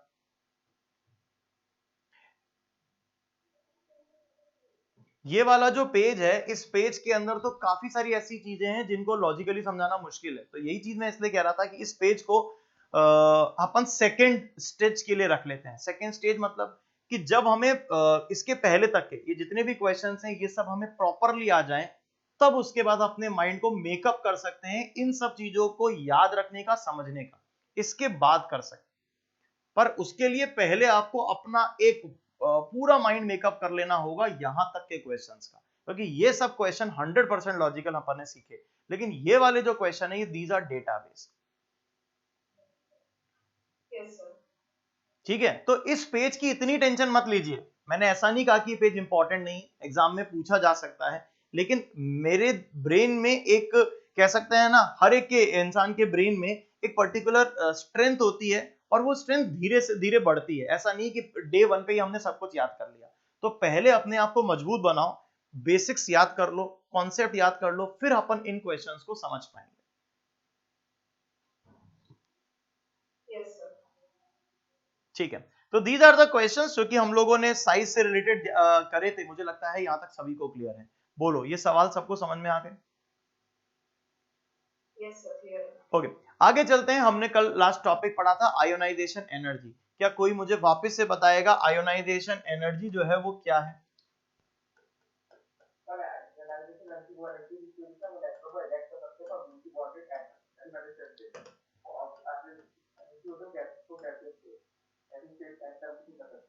Ionization energy is the amount of energy required to eject the most loosely bonded electron from an isolated gaseous atom.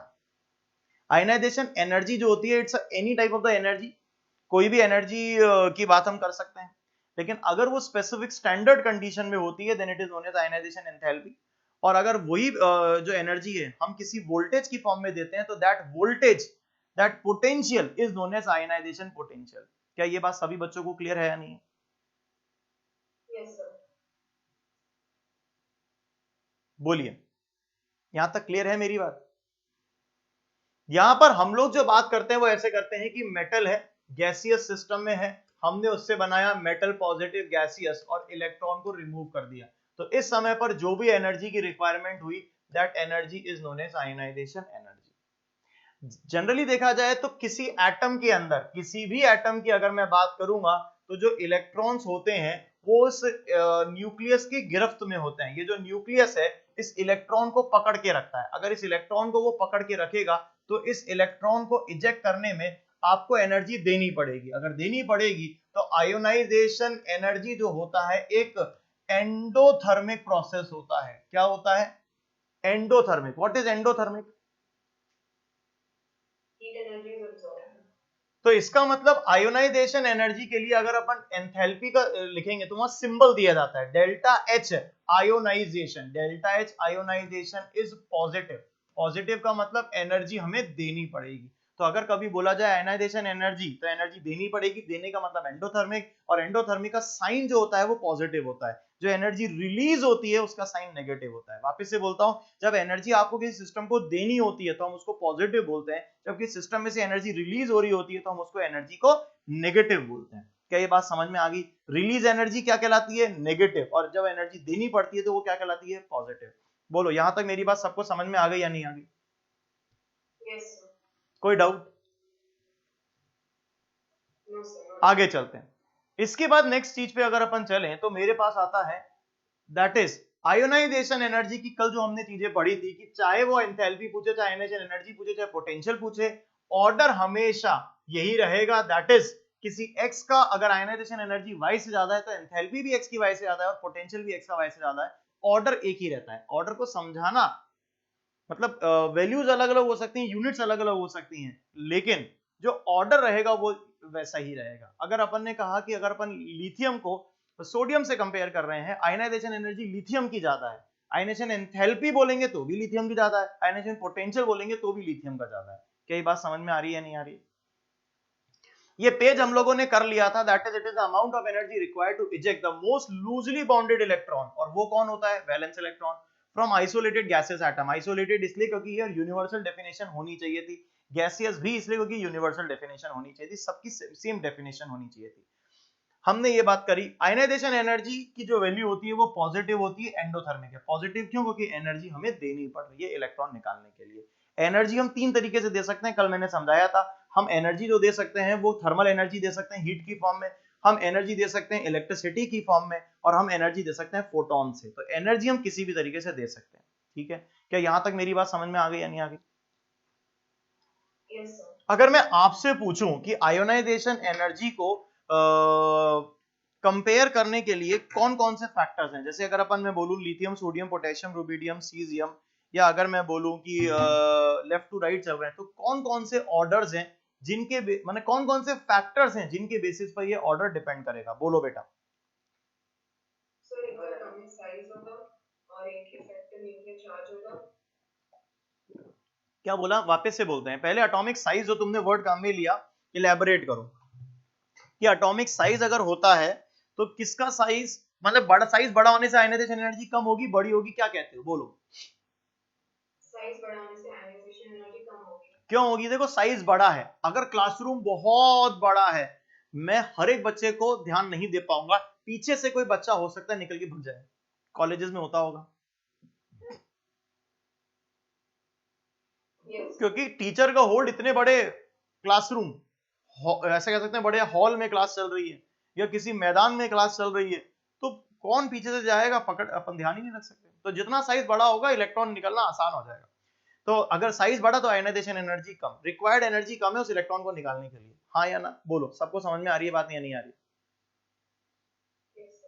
Okay. क्या गुरशब्द बोल बेटा।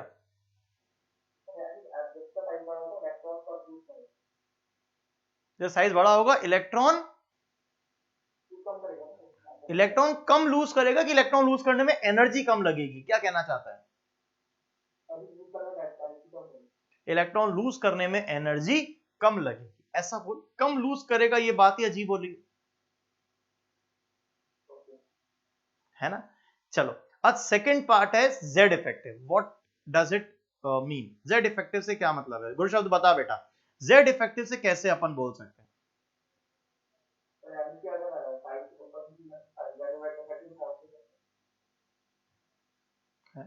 मैं जेड इफेक्टिव और आयनाइजेशन एनर्जी के बीच में कंपैरिजन पूछना चाह रहा हूं बेटा।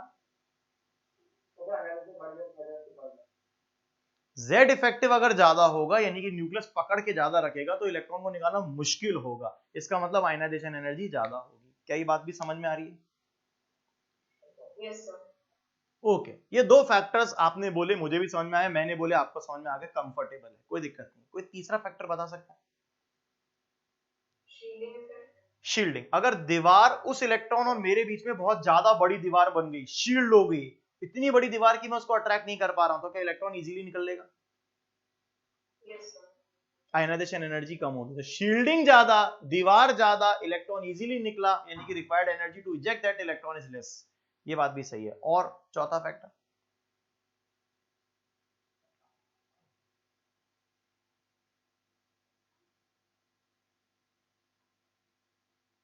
बोलो वरदायनी, कोई चौथा फैक्टर? चौथा तो अभी नहीं आ रहा कोई। सोच सोच सोच सोच। अच्छा मैं तुझे कहता हूं नाइट्रोजन में से इलेक्ट्रॉन निकाल के np3 कॉन्फ़िगरेशन है। क्या मैं बोल रहा हूं बेरिलियम में से इलेक्ट्रॉन निकाल के ns2 कॉन्फ़िगरेशन है? Yes sir. कैसे कंपेयर करेंगे? सर हाफ फील्ड और fully field. Okay very good. Half field और फुली फील्ड जो कॉन्फ़िगरेशंस होता है उसके अंदर स्टेबिलिटी ज्यादा होती है, उनमें से इलेक्ट्रॉन निकालना मुश्किल होता है। कल गुरशब से हमारा जब डिस्कशन हो रहा था तो हमने क्या कहा था कि साइज को कंपेयर करते वक्त हम कभी भी क्या नहीं करेंगे, स्टेबिलिटी को चेक नहीं करेंगे, कॉन्फ़िगरेशन चेक नहीं करेंगे। लेकिन यहां मैंने फुल फील्ड और हाफ फील्ड वो जो कह रहा था नियॉन जो है उसका कॉन्फ़िगरेशन के कारण आंसर दे रहा था, लेकिन आज अपन आयनाइजेशन एनर्जी में उस चीज को कंपेयर कर सकते हैं। आइए सबसे पहला फर्स्ट नंबर देखते हैं, that is size of atom. जब साइज ऑफ एटम की बात करेंगे तो जितना साइज बड़ा होगा इलेक्ट्रॉन निकालना उतना ही आसान होगा। दूसरी चीज effective nuclear charge. Effective nuclear charge का मतलब जेड इफेक्टिव। जेड इफेक्टिव ज्यादा तो इलेक्ट्रॉन को पकड़ लिया, इलेक्ट्रॉन को पकड़ लिया तो इलेक्ट्रॉन निकालना मुश्किल हो गया है, इलेक्ट्रॉन निकालना मुश्किल हो गया है, दैट इज आयनाइजेशन एनर्जी ज्यादा है। तो ये बात भी क्लियर है। तीसरी चीज शील्डिंग इफेक्ट। अगर शील्ड ज्यादा करेगा, दीवार ज्यादा बनाएगा, दैट इज मैंने कहा था एस ऑर्बिटल ब्रिक की दीवार है, पी ऑर्बिटल कांच की दीवार है, डी ऑर्बिटल दैट इज जाली की दीवार है, और एफ ऑर्बिटल हवा की दीवार है। बताओ दीवार जितनी ज्यादा मोटी बनेगी क्या इलेक्ट्रॉन इजीली बाहर की बाहर निकल जाएगा? तो यहां पे हमने देखा डी और एफ ऑर्बिटल की पुअर शील्डिंग है, पुअर शील्डिंग होगी तो इलेक्ट्रॉन निकालना आसान होगा, इसलिए शील्डिंग इफेक्ट से भी आंसर होगा। अगर एस ऑर्बिटल है तो इलेक्ट्रॉन निकालना इजी होगा। तो आयोनाइजेशन एनर्जी का ऑर्डर समझ में आ रहा है? जेड इफेक्टिव के बेसिस पर आयनाइजेशन एनर्जी का ऑर्डर दिया जा सकता है। ये बात भी क्लियर है सभी को? नेक्स्ट पॉइंट पर चलते हैं। ये भी हो गया इफेक्ट इलेक्ट्रॉनिक कॉन्फ़िगरेशन, जैसे कि NH2 है, NP3 है, NP6 है, ND5 है, ND10 है। क्या गुरशब्द जल्दी से मुझे बता दे इस कॉन्फ़िगरेशन को कैसे देखते हैं, इलेक्ट्रॉनिक कॉन्फ़िगरेशन को कैसे देखते हैं? अभी हम डिस्कस कर रहे थे।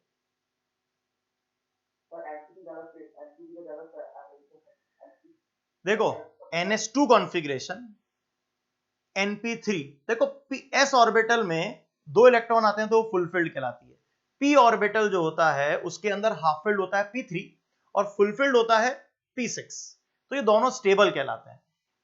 d ऑर्बिटल में D5 हाफ फील्ड होता है और D10 फुल फील्ड होता है, ये भी स्टेबल कहलाते हैं। तो इसका मतलब हाफ फील्ड और फुल फील्ड स्टेबल कहलाते हैं। इनमें से इलेक्ट्रॉन निकालना भी मुश्किल है, इनमें इलेक्ट्रॉन डालना भी मुश्किल है। ये अपने आराम से स्टेबल है, इनमें से इलेक्ट्रॉन निकालना भी मुश्किल है, इसमें इलेक्ट्रॉन डालना भी मुश्किल है। क्या ये बात समझ में आ रही है या नहीं आ रही? Yes sir.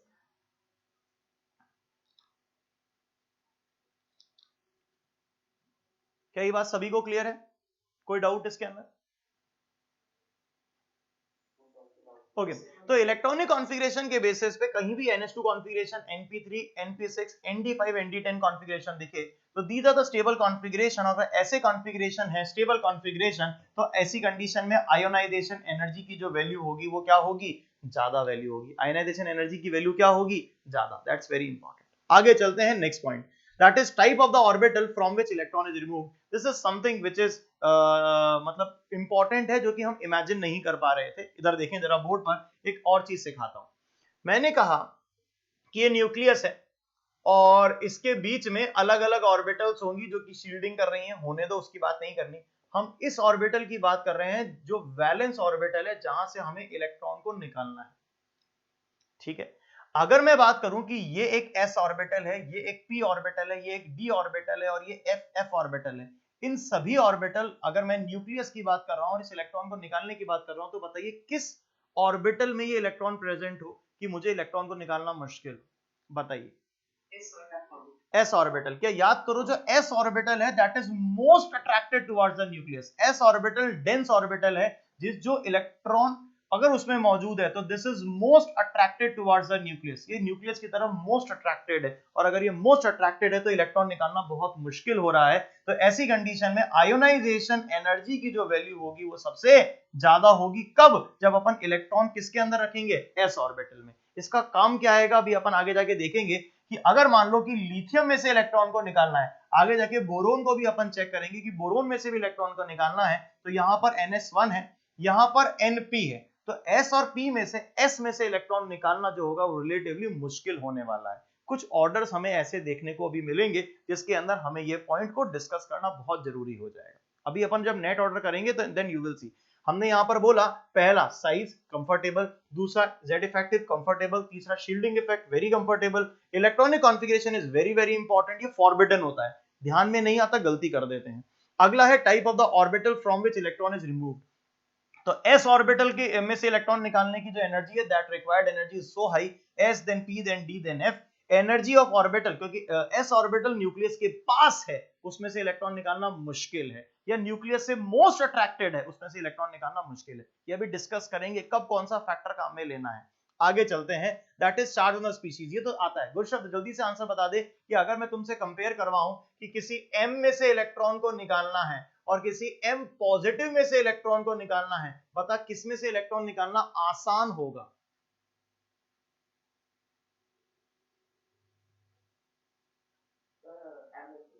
M पॉजिटिव में से निकालना मुश्किल और M में से निकालना आसान, क्यों? देखो ये न्यूट्रल है, इसमें से इलेक्ट्रॉन फिर भी निकल जाएगा, ये ऑलरेडी पॉजिटिव है। पॉजिटिव है तो इसका Z इफेक्टिव बहुत ज्यादा हो चुका है। अगर Z इफेक्टिव ज्यादा है तो इसमें से इलेक्ट्रॉन निकालना क्या हो जाएगा, मुश्किल हो जाएगा। क्या मेरी बात समझ में आ रही है या नहीं आ रही?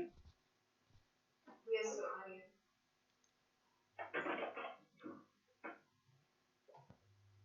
बोलो, कोई डाउट? No, sir. ठीक है। अगला जो टॉपिक है that is successive ionisation energy. आखिर ये टॉपिक क्या है? अभी तक मैंने जो फैक्टर समझाए, पहले बताओ सारे फैक्टर समझ में आ गए या नहीं आ गए? Yes, sir. अगला जो टॉपिक है that is successive ionisation energy. ये टॉपिक क्या है इसको समझाता हूं। इसको पहले अपन एक ब्लैंक पेज पे समझते हैं, फिर आगे बढ़ेंगे। इमेजिन करना कि मैंने एक छोटा सा बच्चा है, उसके पास एक पैकेट है जिसमें टॉफीज पड़ी हैं। मैं गया और मैंने उसकी एक टॉफी ले ली। उसने देखा ठीक है, ले ली। पापा आए, पापा जैसे मेरा जो बेटा है, मैंने उसकी एक टॉफी ले ली। उसने कहा ठीक है पापा ने ले ली, कोई बात नहीं। मैं थोड़ी देर बाद फिर गया, एक टॉफी और ले ली। और मुझे बोलेगा, मतलब वो थोड़ा सा इरिटेट सा हो जाएगा। मैं थोड़ी देर बाद गया, उसमें एक टॉफी और ले ली, अब उसको गुस्सा आने लगेगा। इनफैक्ट अगर मैं उसकी एक और टॉफी लेने गया तो ऐसी कंडीशन में वो टॉफी को पकड़ लेगा, मुझे लेने नहीं देगा। क्या आप इमेजिन कर पा रहे हैं कि मैं ऐसी ही कोई चीज की डिस्कशन अभी कर रहा हूं? एक एटम में से जब मैं इलेक्ट्रॉन निकालूंगा तो उस पर M पॉजिटिव बन जाएगा।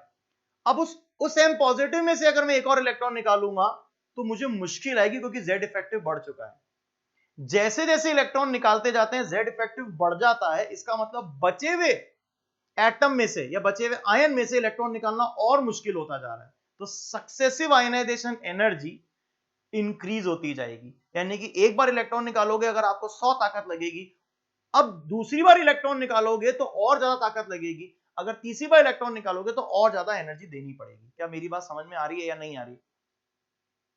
Yes, sir. मुझे नहीं लगता कि कोई बहुत बड़ी प्रॉब्लम है, बड़ी सिंपल सी बात है। समझ में आ रही है या नहीं आ रही? Yes, sir. क्या बेटू?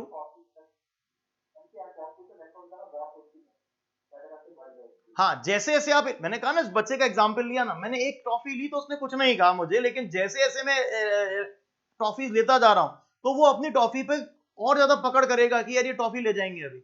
एग्जैक्टली मैं यही चीज यहां कह रहा हूं कि जैसे जैसे एटम में से इलेक्ट्रॉन हम निकालते जाते हैं तो वो जो एटम है उस बचे हुए इलेक्ट्रॉन पर जेड इफेक्टिव बढ़ा के रखता है। ये और निकालोगे तो और बढ़ा लेगा, क्योंकि ऑफ कोर्स इलेक्ट्रॉन कम होते जा रहे हैं ना, तो प्रोटॉन बाकी बचे हुए पर जेड इफेक्टिव ज्यादा रखेगा। बड़ी सिंपल सी बात है, हाँ या ना? yes. अगर जो बात मैं आपको कहना चाह रहा हूं उस बात को आपको सच में समझ में आ रहा है तो एक जगह पर, इस जगह पर एक डाउट आता है। वो क्या आता है, जरा मैं आपको एग्जांपल देता हूं। एक जनरल मैंने आपको कहा कि m, और उससे मैंने बनाया m पॉजिटिव, उससे मैंने बनाया m2 पॉजिटिव, उससे बनाया मैंने m3 पॉजिटिव। अगर हम इन सबको कंपेयर करें, यहां से यहां जाते जा रहे हैं तो Z इफेक्टिव बढ़ता जा रहा है, उसके कारण आयनाइजेशन एनर्जी बढ़ती जाएगी। ये हो गया आयोनाइजेशन एनर्जी 1, ये हो गया आयनाइजेशन एनर्जी 2, ये हो गया आयनाइजेशन एनर्जी 3। अगर मैं इसके बाद भी इलेक्ट्रॉन निकालूंगा तो वो आयनाइजेशन एनर्जी 4 कहलाएगी। ठीक है, तो ये क्लियर है कि यहां पर जो ऑर्डर आना चाहिए वो आना चाहिए आयोनाइजेशन एनर्जी 1 से आयोनाइजेशन एनर्जी 2 ज्यादा, आयोनाइजेशन एनर्जी 2 से 3 ज्यादा, एंड सो ऑन। अब जो बात मैं बोलने जा रहा हूं सुनना, दिस इज, ये जो बात मैंने यहां पर लिखी है, ये बात जो मैंने लिखी है ये यहां पर मैं कैपिटल में लिख रहा हूं, ऑलवेज। क्या बोला मैंने? ऑलवेज। क्यों, अभी मैं बताता हूं। एग्जाम्पल लेता हूं पहला, ये मेरे पास है सोडियम, सोडियम से बनाया मैंने सोडियम पॉजिटिव, सोडियम से बनाया सोडियम 2 पॉजिटिव। मेरे कंसेप्ट के हिसाब से आयनाइजेशन एनर्जी 1 और आयनाइजेशन एनर्जी 2 में कौन ज्यादा? आयनाइजेशन एनर्जी 1 से आयनाइजेशन एनर्जी 2 ज्यादा। क्या सर? वो तो हम भी जानते हैं, होता ही है सर, आप कह रहे हो मान भी लेते हैं और वैसे भी होगा, लेकिन दिमाग में एक थॉट और आज नहीं आया, हो सकता है 2 मिनट बाद आ जाए या कल आ जाए। क्या? इसका कॉन्फ़िगरेशन लिखता हूं। इसका कॉन्फ़िगरेशन है 1s2 2s2 2p6 3s1। मैंने इस इलेक्ट्रॉन को हटा दिया, अब कॉन्फ़िगरेशन हो गया 1s2 2s2 2p6। अब मुझे गुरशब्द कहने वाला है कि सर देखो ये तो स्टेबल है, सर इसमें से इलेक्ट्रॉन निकालना तो बहुत मुश्किल है, तो आयनाइजेशन एनर्जी सेकंड बहुत ज्यादा है, इसीलिए सर आप कह रहे हो कि आयनाइजेशन एनर्जी सेकंड ज्यादा है 1 से। ठीक है, अब मैं आगे बढ़ने जा रहा हूं। एग्जाम्पल नंबर 2 पे मैं चलता हूं। मैग्नीशियम से मैग्नीशियम प्लस से मैग्नीशियम 2 प्लस से मैग्नीशियम 3 प्लस। सुनना आप ध्यान से, मैंने यहां पे कॉन्फ़िगरेशन लिखा 1s2 2s2 1s2 2s2 2p6 3s2। यहां कॉन्फ़िगरेशन लिखा 1s2 2s2 2p6 3s1। यहां कॉन्फ़िगरेशन लिखा 1s2 2s2 2p6। यहां कॉन्फ़िगरेशन लिखा 1s2 2s2 2p5। Ionisation energy यहां पर हमने लिखी आयोनाइजेशन एनर्जी 1, यहां पे हमने लिखी आयोनाइजेशन एनर्जी 2, यहां हमने लिखी आयोनाइजेशन एनर्जी 3। और कॉन्सेप्ट के हिसाब से आयोनाइजेशन एनर्जी 1 से आयोनाइजेशन एनर्जी 2 ज्यादा, से आयोनाइजेशन एनर्जी 3 ज्यादा, एंड सो ऑन होनी चाहिए। लेकिन अब दिमाग में जो बच्चे के थॉट आता है वो सुनना। सर जब आपने यहां से इलेक्ट्रॉन निकाला तो आपको बहुत ताकत देनी पड़ेगी क्योंकि NH2 कॉन्फ़िगरेशन है, मान लिया, लेकिन सर यहां पर मुझे लगता है सर ये कम ही देनी पड़ेगी। मैंने कहा क्यों कम देनी पड़ेगी? क्योंकि सर बाद में बनने वाली चीज स्टेबल बन रही है। अगर सर स्टेबल बन रही है तो ये तो जल्दी से इलेक्ट्रॉन लूज कर देगा ताकि वो स्टेबल हो जाए, नोबल गैस कॉन्फ़िगरेशन मिल जाए, तो सर आयनाइजेशन एनर्जी 2 तो कम ही देनी पड़ेगी। वरदायिनी क्या कहती हो? Yes, sir. लेकिन ऐसा है नहीं, क्योंकि मैग्नीशियम से मैग्नीशियम +1 बनाने में जो एनर्जी लगी उस Mg+1 से Mg+2 से ज्यादा ही लगेगी क्योंकि Z इफेक्टिव बढ़ गया। तो सर फिर ये स्टेबिलिटी का क्या कारण है? याद रखना, आयंस की स्टेबिलिटी को हम एक्चुअली गलती से कंपाउंड की स्टेबिलिटी से कंपेयर कर लेते हैं। आपको क्या लगता है मैग्नीशियम 2+ स्टेबल क्यों है? क्योंकि आपको लगता है उसने ऑक्टेट कंप्लीट कर दिया। मेरा पहला ही लेक्चर जो होगा केमिकल बॉन्डिंग का, उस लेक्चर के अंदर मैं इस बात को बिल्कुल साबित करूंगा कि आप लोगों के दिमाग में जो लुईस ऑक्टेट थ्योरी के बेसिस पर जो आंसर्स करते हैं वो सिर्फ एक रेफरेंस होता है। एक्चुअली किसी भी एटम को ऑक्टेट कंप्लीट करने से कोई मतलब नहीं है। वो ये चाहता है कि जब कंपाउंड बने तो सब अच्छा हो जाए। मैग्नीशियम 2 प्लस फ्री फॉर्म में स्टेबल नहीं है, मैग्नीशियम 2 प्लस कंपाउंड बनाता है तब स्टेबल होता है। MgCl2, MgF2, MgO, जब कंपाउंड बनता है तो मैग्नीशियम +2 में जाना चाहता है, ना कि मैग्नीशियम +1 से +2 में खुशी खुशी जाता है। उल्टा आपको एनर्जी अगर यहां 100 देनी पड़ रही है तो यहां 100 से ज्यादा 150 ही देनी पड़ेगी, पहले से ज्यादा देनी पड़ेगी, ध्यान रखना, एनर्जी कम नहीं देनी पड़ेगी। तो सर फिर ये स्टेबल क्यों कहते हैं? क्योंकि हम इसको इन कंपाउंड स्टेबल कहते हैं। और आयनाइजेशन एनर्जी 3 तो बहुत ज्यादा बड़ी हो गई। क्यों बहुत ज्यादा बड़ी हो गई? क्योंकि ये कॉन्फ़िगरेशन ऐसा है कि इसमें से निकालना मुश्किल, इसमें डालना मुश्किल।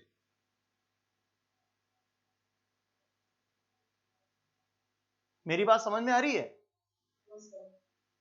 तो ये जो ऑलवेज मैंने लिखा है, ये ऑलवेज आप अपने दिमाग में फिट कर लीजिएगा कि हमेशा इलेक्ट्रॉन्स हम निकालते हैं तो रिक्वायर्ड एनर्जी जो होती है वो हमेशा पहले से ज्यादा ही होगी। चाहे कोई एग्जांपल ले लो, S block, P block, D block का, इट्स वेरी वेरी इंपॉर्टेंट।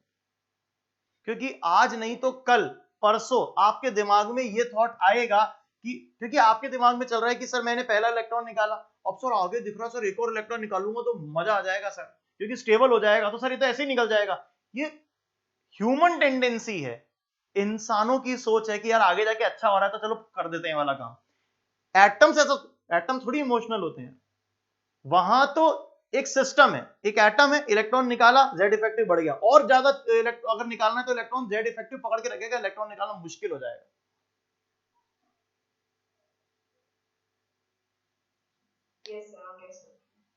आ गई बात समझ में? तो always and always and always electron निकालते जाओगे, आयनाइजेशन एनर्जी ज्यादा ही देनी पड़ेगी पहले से, विदाउट एनी अदर थॉट। क्योंकि ये गलती मैंने 50 बार करते हुए देखा है बच्चों को कि आयोनाइजेशन एनर्जी मैग्नीशियम के केस में, या आगे जाके एल्यूमिनियम ले लो, बेरिलियम ले लो, कुछ भी ले लो, कि सर ये तो कम ही लगेगी क्योंकि आगे जाके स्टेबल होने वाला, ऐसा कोई कंसेप्ट नहीं है।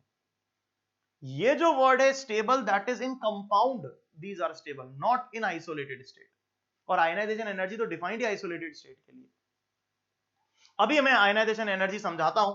M से M पॉजिटिव पहली आयनाइजेशन एनर्जी, M प्लस से दूसरा plus second ionisation energy, M2 plus से M3 plus third ionization energy. यहां पर मैंने परफेक्टली लिखा है ऑलवेज, जैसे जैसे इलेक्ट्रॉन निकालोगे आयनाइजेशन एनर्जी रिक्वायरमेंट पहले से ज्यादा होगी। एग्जांपल भी एग्जैक्टली मैंने वही लिए हैं, सोडियम से सोडियम प्लस, IE1 से IE2 ज्यादा, दैट्स क्लियर। यहां पर IE1 से IE2 ज्यादा और IE2 से IE3 ज्यादा, और ये जो कॉन्सेप्ट है ये ऑलवेज फॉलो होगा। क्या बताओ मेरे बच्चा, सभी को क्लियर हो गया या नहीं हो गया? Yes, sir, हो गया clear. आपके सामने मैंने कई सारे एग्जांपल ऐसे दिए क्योंकि गलती इस जगह पर हो सकती है कि सर ये तो ये 2 प्लस है और सर ये 3 प्लस है, 3 प्लस तो स्टेबल होने वाला है, तो सर ये वाली वैल्यू छोटी होगी, नहीं होगी। याद रखना कि हमेशा ये इंक्रीजिंग ऑर्डर होगा।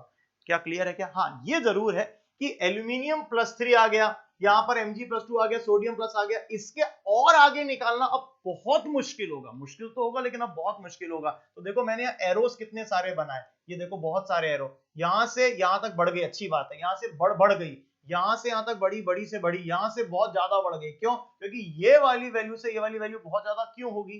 क्योंकि अब की बार इस कॉन्फ़िगरेशन में से इलेक्ट्रॉन निकाल रहे हैं।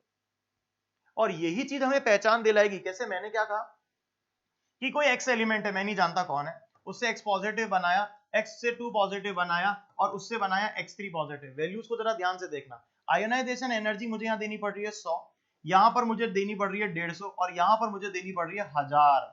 तो मुझे बताइए इस एक्स एलिमेंट की स्टेबल ऑक्सीडेशन स्टेट कौन सी हुई? बेटा x+3 तो बनाने के लिए खर्चा बहुत ज्यादा करना पड़ रहा है, क्या इसकी stable configuration x+2 oxidation state हुई? Yes, sir, X+2. क्योंकि x+2 तक तो गाड़ी चलती रही, लेकिन x+2 से गाड़ी आगे जाना चाह ही नहीं रही थी क्योंकि वो स्टेबल हो गया था, उसमें से अब इलेक्ट्रॉन निकालना मुश्किल हो रहा है, तो x+2 पे वो रुकना चाहता है।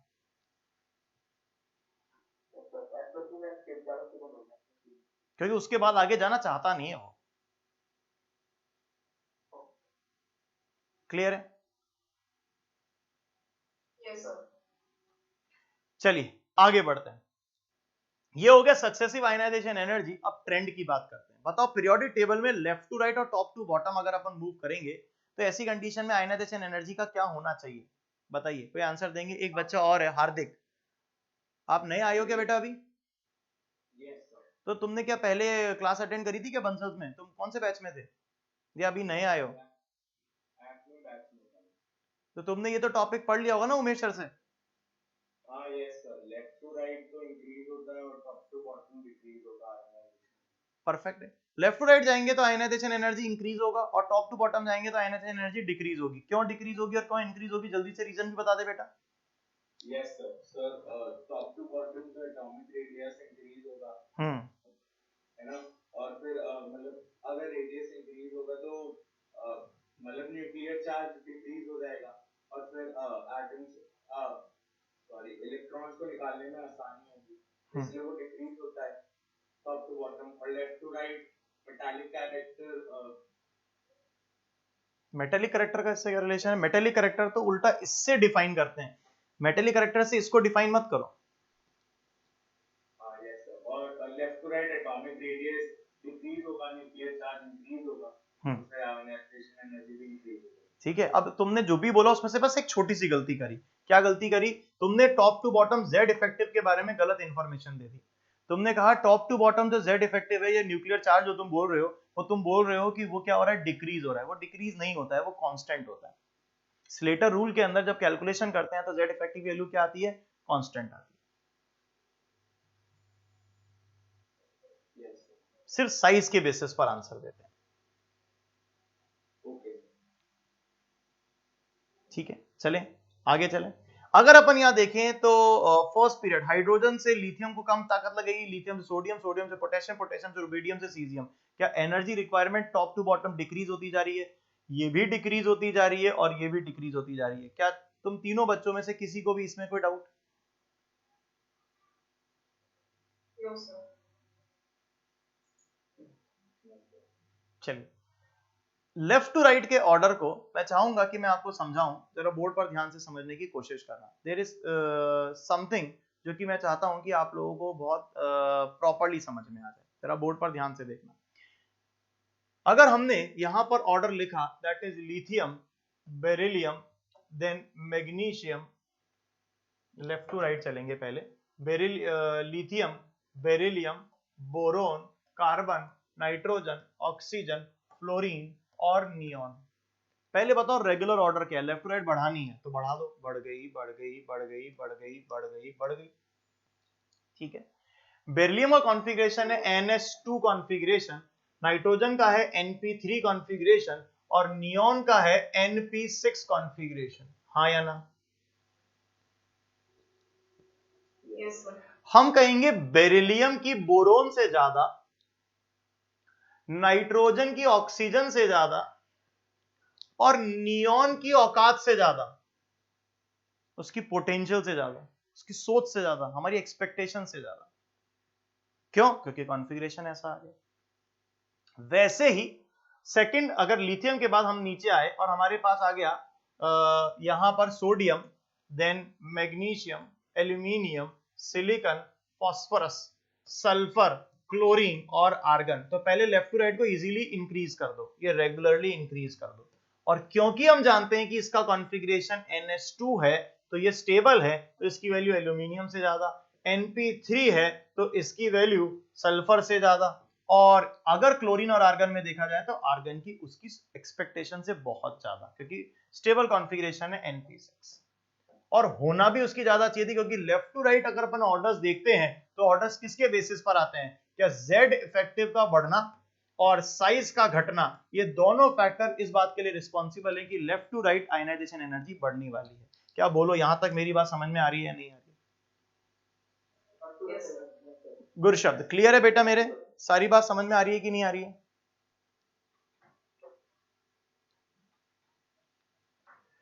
बोलो परफेक्ट, कोई डाउट? अब हमें एक्चुअली बहुत सारे कंपैरिजन करने। पहले मैंने general top to bottom, general left to right ही बताया है अभी। अब हमें एक्चुअली बहुत सारे कंपैरिजन करने हैं। तो जैसा कि पहले मैंने साइज में भी किया था कि पूरी टेबल लिखी थी और सभी की वैल्यूज लिखी थी, वो आपके सामने एनसीईआरटी की वैल्यूज हैं। पूरे एस ब्लॉक और पी ब्लॉक की आपके सामने। यहां पर हम देख सकते हैं कि लेफ्ट टू राइट और टॉप टू बॉटम दोनों कंपैरिजन करना है। जरा मैंने जो बोलना है उसको ध्यान से सुनना। क्या 520, 899, 801, 1086 ऐसे कुछ वैल्यूज दे रखी हैं, आपको लेफ्ट टू राइट चेक करना है। क्या लिथियम से बेरिलियम, बेरिलियम से बोरोन ये सब ज्यादा होती जाएंगी? क्या बेरिलियम की वैल्यू बोरोन से ज्यादा 899 से 801 क्या ये वैल्यू इससे आगे निकल गई है? लेकिन अभी भी कार्बन से पीछे है, हाँ या ना? तो left to right these are the simple orders जो हमने अभी फॉलो किया। जब अपन टॉप टू बॉटम आते हैं तो देखो 520 से 496 से 419 से 403 से नीचे लिखा हुआ है 376। क्या डिक्रीज हो रही है? एक्सपेक्टेड यही है कि डिक्रीज होनी चाहिए। बेरिलियम से मैग्नीशियम से कैल्शियम से स्ट्रोंशियम से barium top to bottom decrease हो रही है, तो डिक्रीज होनी चाहिए थी, डिक्रीज हो रही है। बोरोन फैमिली में डाउट है तो मैंने ये 1 2, कार्बन फैमिली में ये 1 मार्क कर लिया। उसके आगे सब नॉर्मल हो जाएगा। फिर से 1402 से 1012 देन 947 देन 1834। क्या यहां पर हमें दिख रहा है कि टॉप टू बॉटम क्या होनी चाहिए? डिक्रीज। तो डिक्रीज हुई, डिक्रीज हुई, लेकिन डिक्रीज हुई, क्या यहां इंक्रीज हो गई क्या कुछ?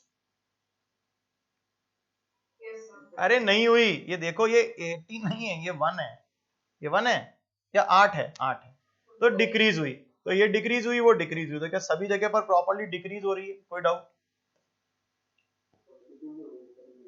आगे चलते हैं। क्या यहां पर 13 14 10 ये 10 1000 देन 941 869 1813 813, यहां पर 1680 देन 1256 1142 1008 और नीचे क्या डिक्रीज होती जा रही है? यहां पर भी डिक्रीज होती जा रही है। यानी कि पूरी की पूरी टेबल में लेफ्ट टू राइट में जो गाड़ी में गड़बड़ आएगी वो NH2 से NP1 के इधर की तरफ आएगी, एक डाउट। दूसरा डाउट आएगा NP3 से NP4 की तरफ, दूसरा डाउट। और तीसरा जो डाउट आएगा वो कहां पर आएगा? NP6 में, तो वो तो हमने लिख लिया। और टॉप टू बॉटम में डाउट आएगा एल्यूमिनियम से गैलियम, इंडियम से थेलियम, SN से Pb। और कहीं पर आयनाइजेशन एनर्जी में कोई डाउट नहीं है।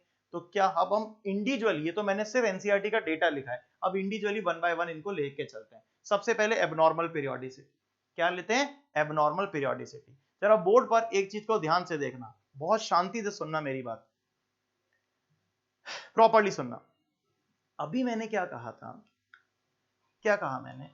कि जब अपन लेफ्ट टू राइट जा रहे हैं तो आयनाइजेशन एनर्जी बढ़नी चाहिए, साइज छोटा होता जा रहा है, इलेक्ट्रॉन को निकालना मुश्किल होता जा रहा है, ठीक है। पर मैंने कहा बेरिलियम की वैल्यू बोरोन से आगे निकल जाएगी, कहा था। मैग्नीशियम की वैल्यू इसी तरह से एल्यूमिनियम से आगे निकलनी चाहिए। कैल्शियम की वैल्यू गैलियम से आगे निकलनी चाहिए, निकल भी रही है। 899 737 से कंपेयर कर लो।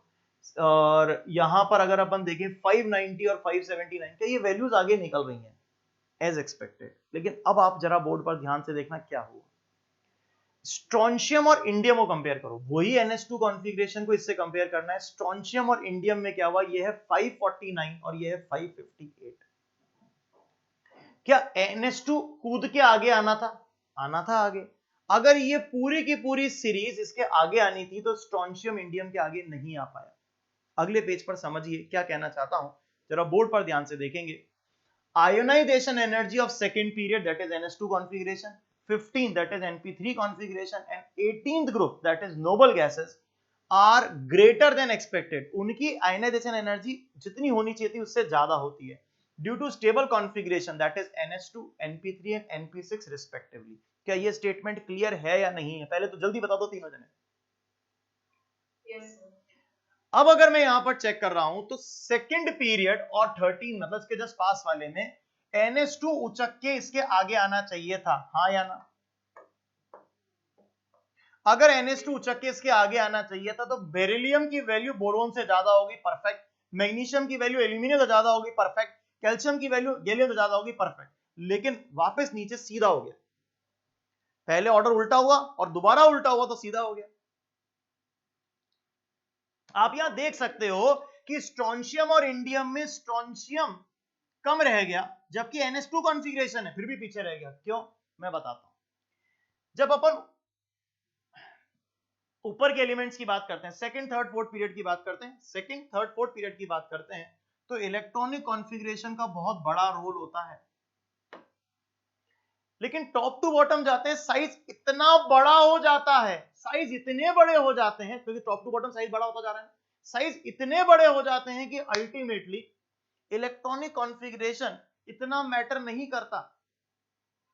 यहां पर सिंपल, जैसे लेफ्ट टू राइट जा रहे हैं, जेड इफेक्टिव बढ़ रहा है, जेड इफेक्टिव बढ़ेगा तो इलेक्ट्रॉन निकालना मुश्किल हो जाएगा, यहां पर वो काम करता है। इलेक्ट्रॉनिक कॉन्फ़िगरेशन उतना काम नहीं करता, जेड इफेक्टिव जो होता है वो मोर डोमिनेटिंग फैक्टर बन जाता है, और क्योंकि मोर डोमिनेटिंग फैक्टर बन जाता है तो सीधा हो जाता है वापस स्ट्रोंशियम की वैल्यू और इंडियम की वैल्यू में इंडियम की ज्यादा, बेरियम और थेलियम में थेलियम की ज्यादा।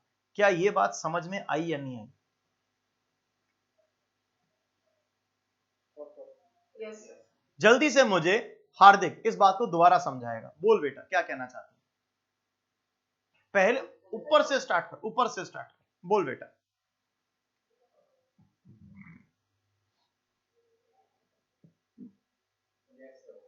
तो सर आपने अभी तक ये समझाया कि बेरिलियम और बोरॉन, बेरिलियम की इसलिए ज्यादा होती है क्योंकि NH2 नहीं, मेरी बात सुन। पहले अपन क्या कहेंगे कि अगर अपन लेफ्ट टू राइट जा रहे हैं पीरियोडिक टेबल में तो जेड इफेक्टिव बढ़ रहा है, जेड इफेक्टिव बढ़ रहा है, इलेक्ट्रॉन निकालना मुश्किल होना चाहिए, ठीक है।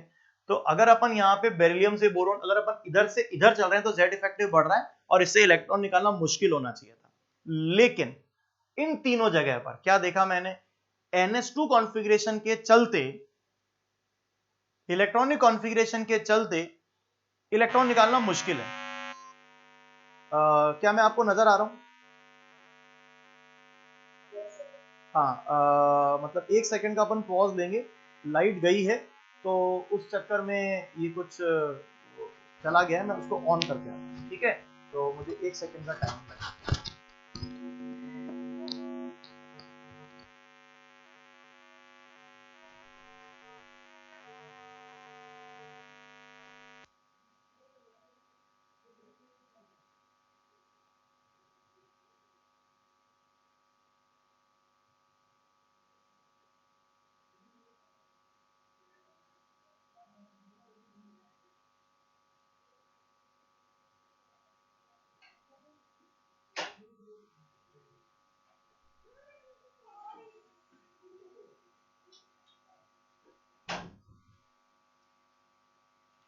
क्या मैं नजर आ रहा हूँ?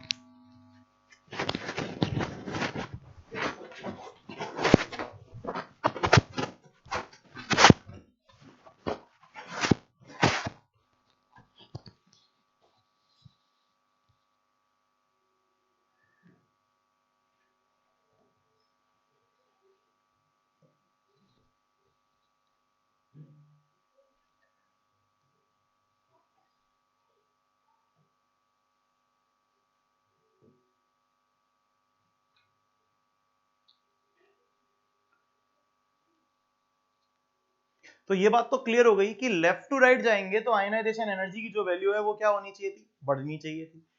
क्यों बढ़नी चाहिए थी? क्योंकि जेड इफेक्टिव बढ़ रहा है, लेकिन कॉन्फ़िगरेशन के चलते उल्टा हुआ, और वो जो उल्टा हुआ वो बात समझ में आती है, लेकिन ऊपर के 3 पीरियड में ही हुआ, सेकंड, थर्ड और फोर्थ पीरियड में। नीचे आके वापस सीधा हो गया। वापस सीधा क्यों हो गया बताओ? क्योंकि वहाँ Z इफेक्टिव डोमिनेट कर गया। क्योंकि वहां पर कौन सा फैक्टर डोमिनेट कर गया? जेड इफेक्टिव वाला फैक्टर डोमिनेट कर गया। क्या हार्दिक आप समझा पाएगा? वापस से बोल मेरा बेटा। Yes sir. सर मतलब जैसे अपन देखते हैं ट्रेंड में तो लेफ्ट टू राइट मतलब जो आयनाइजेशन एनर्जी है वो इंक्रीज होती है क्योंकि जेड इफेक्टिव इंक्रीज हो रहा होता है, लेकिन जो हम ट्रेंड में देख रहे हैं इसमें मतलब बेरिलियम और बोरॉन हो गया, मैग्नीशियम और कैल्शियम और गैलियम हो गया, तो इसमें तो अपन देख रहे हैं कि जो जेड मतलब ये उल्टा हो गया कि बेरिलियम की ज्यादा हो गई बोरॉन से क्योंकि जेड इफेक्टिव जो है वो बढ़ रहा है और electronic stable electronic configuration dominate होगी। लेकिन उसके बाद अपन नेक्स्ट जो देखते हैं, नेक्स्ट ट्रेंड में जो देखते हैं उसमें ये होता है कि जेड इफेक्टिव डोमिनेट कर जाता है rather than stable electronic configuration. Best है हार्दिक, वेरी गुड। फरदायनी क्या समझ में आ गया? गुरशिप समझ में आ गया बेटा? Yes, sir. यही चीज हमें आगे भी देखने को मिल रही है, सबसे मस्त है। प्रकृति बिल्कुल क्लियर कर रही है, मतलब ज्यादा ऊपर नीचे की बात नहीं हो रही है। अगर अपन 15 को भी देखेंगे तो देखो left to right Z effective बढ़ना चाहिए था, इन जनरल आयनाइजेशन एनर्जी बढ़नी चाहिए थी, यानी कि अगर अपन नाइट्रोजन ऑक्सीजन में देखते तो ऑक्सीजन की ज्यादा होनी चाहिए थी। लेकिन ऊपर हमने क्या देखा कि इनका np3 कॉन्फ़िगरेशन है तो इन तीनों की वैल्यू ज्यादा हो गई इनसे। लेकिन नीचे आके वापस सीधा हो गया। क्या मेरी बात समझ में आ रही है? ऊपर के 3 एलिमेंट में कॉन्फ़िगरेशन वाला फैक्टर डोमिनेट कर रहा है, जबकि नीचे वाले फैक्टर में Z इफेक्टिव वाला फैक्टर डोमिनेट कर रहा है। Are you getting my point और not? Yes, sir. Hardik, is that clear with you? Yes, sir. आगे चलते हैं, लेकिन नोबल गैसेस में टेंशन नहीं है। क्यों? क्योंकि नोबल गैसेस का तो वैसे ही सबसे ही ज्यादा तो ज्यादा ही है, तो वहां पे ऐसा नहीं नीचे के उलट जाएगा, क्योंकि वो तो Z इफेक्टिव के कारण भी ज्यादा ही था और कॉन्फ़िगरेशन के कारण भी ज्यादा ही था, तो वो तो ज्यादा ही रहेगा। क्या ये बात समझ में आ रही है कि नहीं आ रही है? Yes, sir. चलें आगे।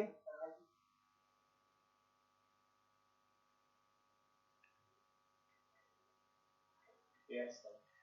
अभी अपन ने जो पीछे देखा था, जो टेबल हमारे सामने थी, वो टेबल ये थी, और इस टेबल में हमने लेफ्ट टू राइट को जज कर लिया है अब तक। लेफ्ट टू राइट के अंदर क्या ये कॉन्फ़िगरेशन वाला प्रॉब्लम था, दूसरा ये कॉन्फ़िगरेशन वाला प्रॉब्लम है, और तीसरा ये प्रॉब्लम है। तीनों को हम लोग डिस्कस कर चुके हैं अभी तक, ठीक है। अब टॉप टू बॉटम में मैंने 3 प्रॉब्लम्स बता रखी हैं, एल्यूमिनियम, गैलियम, इंडियम थेलियम और SnPb। ये 3 प्रॉब्लम बता रखी हैं, इनको भी डिस्कस करते हैं। लेकिन कल मैंने जो साइज पढ़ाया था उसमें इनको बहुत डिटेल में डिस्कस किया था। क्या वरदायनी, तो मुझे उसके साइज को जो मैंने समझाया था बेसिस वही है, उसके बेसिस पे टॉप टू बॉटम इस बात को एक्सप्लेन कर पाओगी? मैं यहाँ पे पेज को ब्लैंक कर देता हूँ, अब एक्सप्लेन कर पाओगी?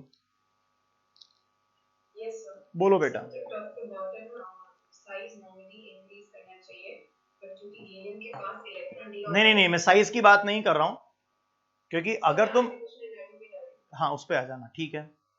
Yes, sir. Sir, but gallium का साइज एल्यूमिनियम से छोटा होता है, हम्म, तो साइज डिक्रीज करना है तो उसकी आयनाइजेशन एनर्जी इंक्रीज भी करनी चाहिए। फंस गई ना, इसलिए मैं कह रहा था। अब इंडियम थीलियम को एक्सप्लेन कर।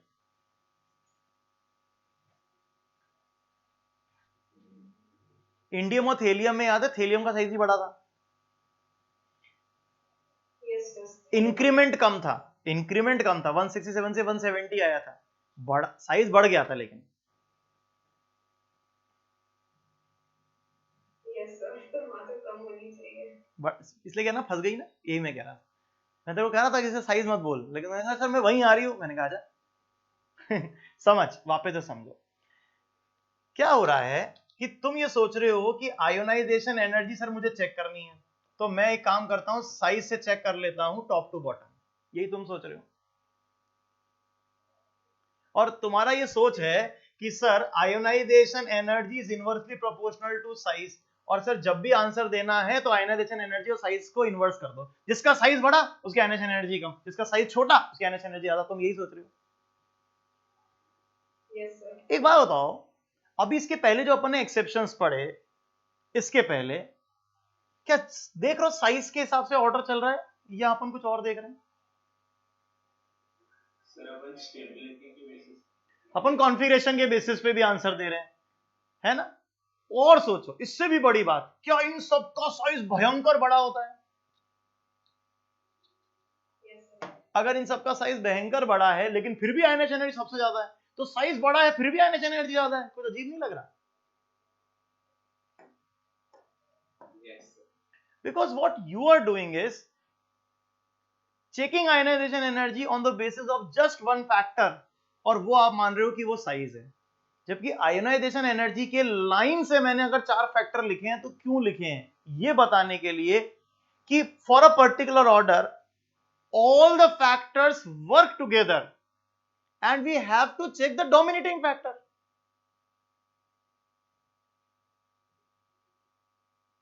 आपने आयनाइजेशन एनर्जी को साइज से चेक करा, अगर आप Z इफेक्टिव को और साइज को दोनों को कंसीडर करके चलोगे तो आंसर आ जाता है। मैं उस बात को समझाने जा रहा हूं, जरा बोर्ड पर बहुत डिटेल में इस बात को समझने की कोशिश करना, मैं क्या कहने जा रहा हूं समझने की कोशिश करना, बहुत ज्यादा जरूरी चीज समझा रहा हूं, ठीक है। इसको तो कर देते हैं हम साइड में, यहां पर बैठ जा भाई। तो हम यहां पर बात करते हैं बोरोन फैमिली की, बोरोन, एल्यूमिनियम, गैलियम, इंडियम और थेलियम की हम यहां पर बात करके चलते हैं। ओहो, फिर झटका है लाइट, स्टार्ट होने में टाइम लगेगा।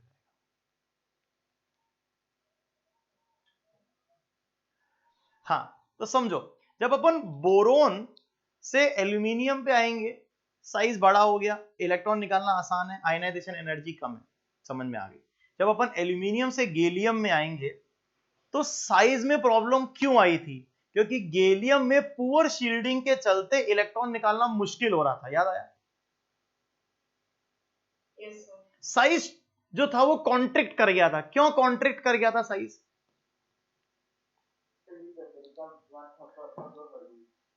साइज कॉन्ट्रैक्ट क्यों कर गया था? क्योंकि पुअर शील्डिंग के चलते क्या हुआ था? Z effective increase कर गया था। है ना? अब आप सोचो, the point to be noted is that Z effective, वो Z effective is the point to be considered. वैसे ही जब अपन इंडियम से थेलियम में आएंगे तब भी 4f ऑर्बिटल की पुअर शील्डिंग हो रही है, तो साइज जितना होना चाहिए था उससे कॉन्ट्रैक्ट तो कर गया, लेकिन अभी भी उससे बड़ा रह गया। क्यों उससे बड़ा रह गया? इमेजिन करो, मैं आपको एक चीज समझाना चाहता हूं।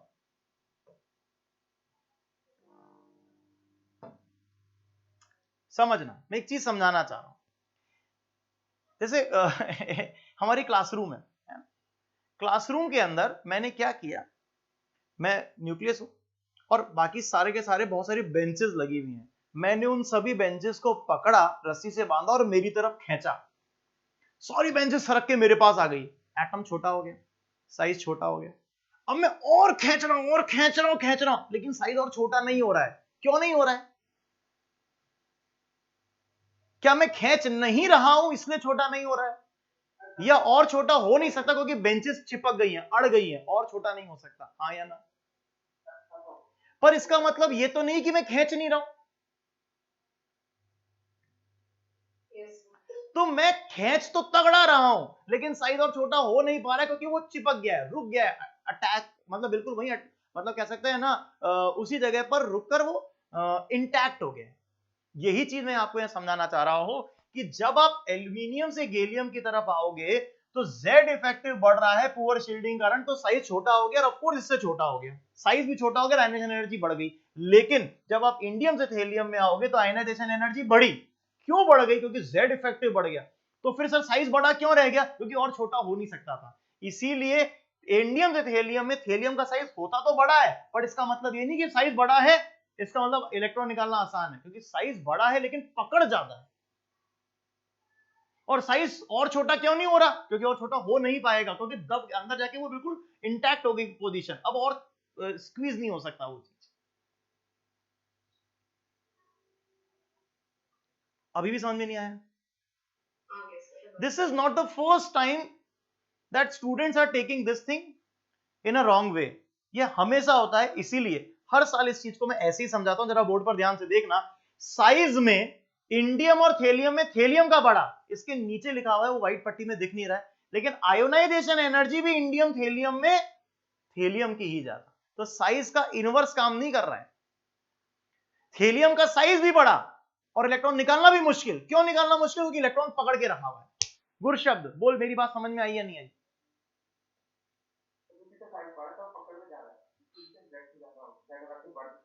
जेड इफेक्ट तो बढ़ी गया पूरे शील्डिंग कारण, ये चीज सब जगह हो रही है। ये यहां पर एसएनपीबी में भी है। क्या एसएनपीबी में कल अपन ने साइज का ऑर्डर रेगुलर लिखा था? हाँ या ना तो बोल दो। Yes, sir.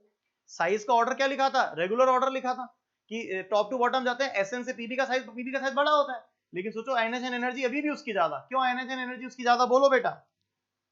उसका Z effective ज्यादा है। क्योंकि उसका Z इफेक्टिव ज्यादा है। तो the point is Z effective. क्या मेरी बात समझ में आ रही है या नहीं आ रही है? Yes, sir. ये देख सकते हैं, कल जब साइज में देखा था तो सिर्फ एक अबनॉर्मेलिटी थी, इंडियम से थेलियम बढ़ रहा था, एसएन से पीबी बढ़ रहा था, लेकिन आज आयनाइजेशन एनर्जी भी पीबी की ही ज्यादा है, साइज भी बड़ा और आयनाइजेशन एनर्जी भी ज्यादा। Can you answer this point अगर एग्जाम में आएगा तो, कि साइज और आयनाइजेशन एनर्जी इनवर्स होते हैं, पर ऐसा नहीं कि अगर वो इनवर्स होते हैं तो जिसका साइज बड़ा उसकी आयनाइजेशन एनर्जी कम ही होगी, ज्यादा भी हो सकती है। क्या ये बात समझ में आ रही है या नहीं आ रही है? Yes. Hardik, are you getting my point और not? Yes, sir. Yes, sir.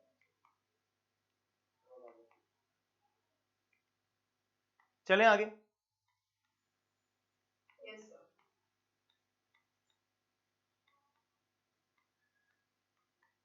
चलिए आगे बढ़ते हैं।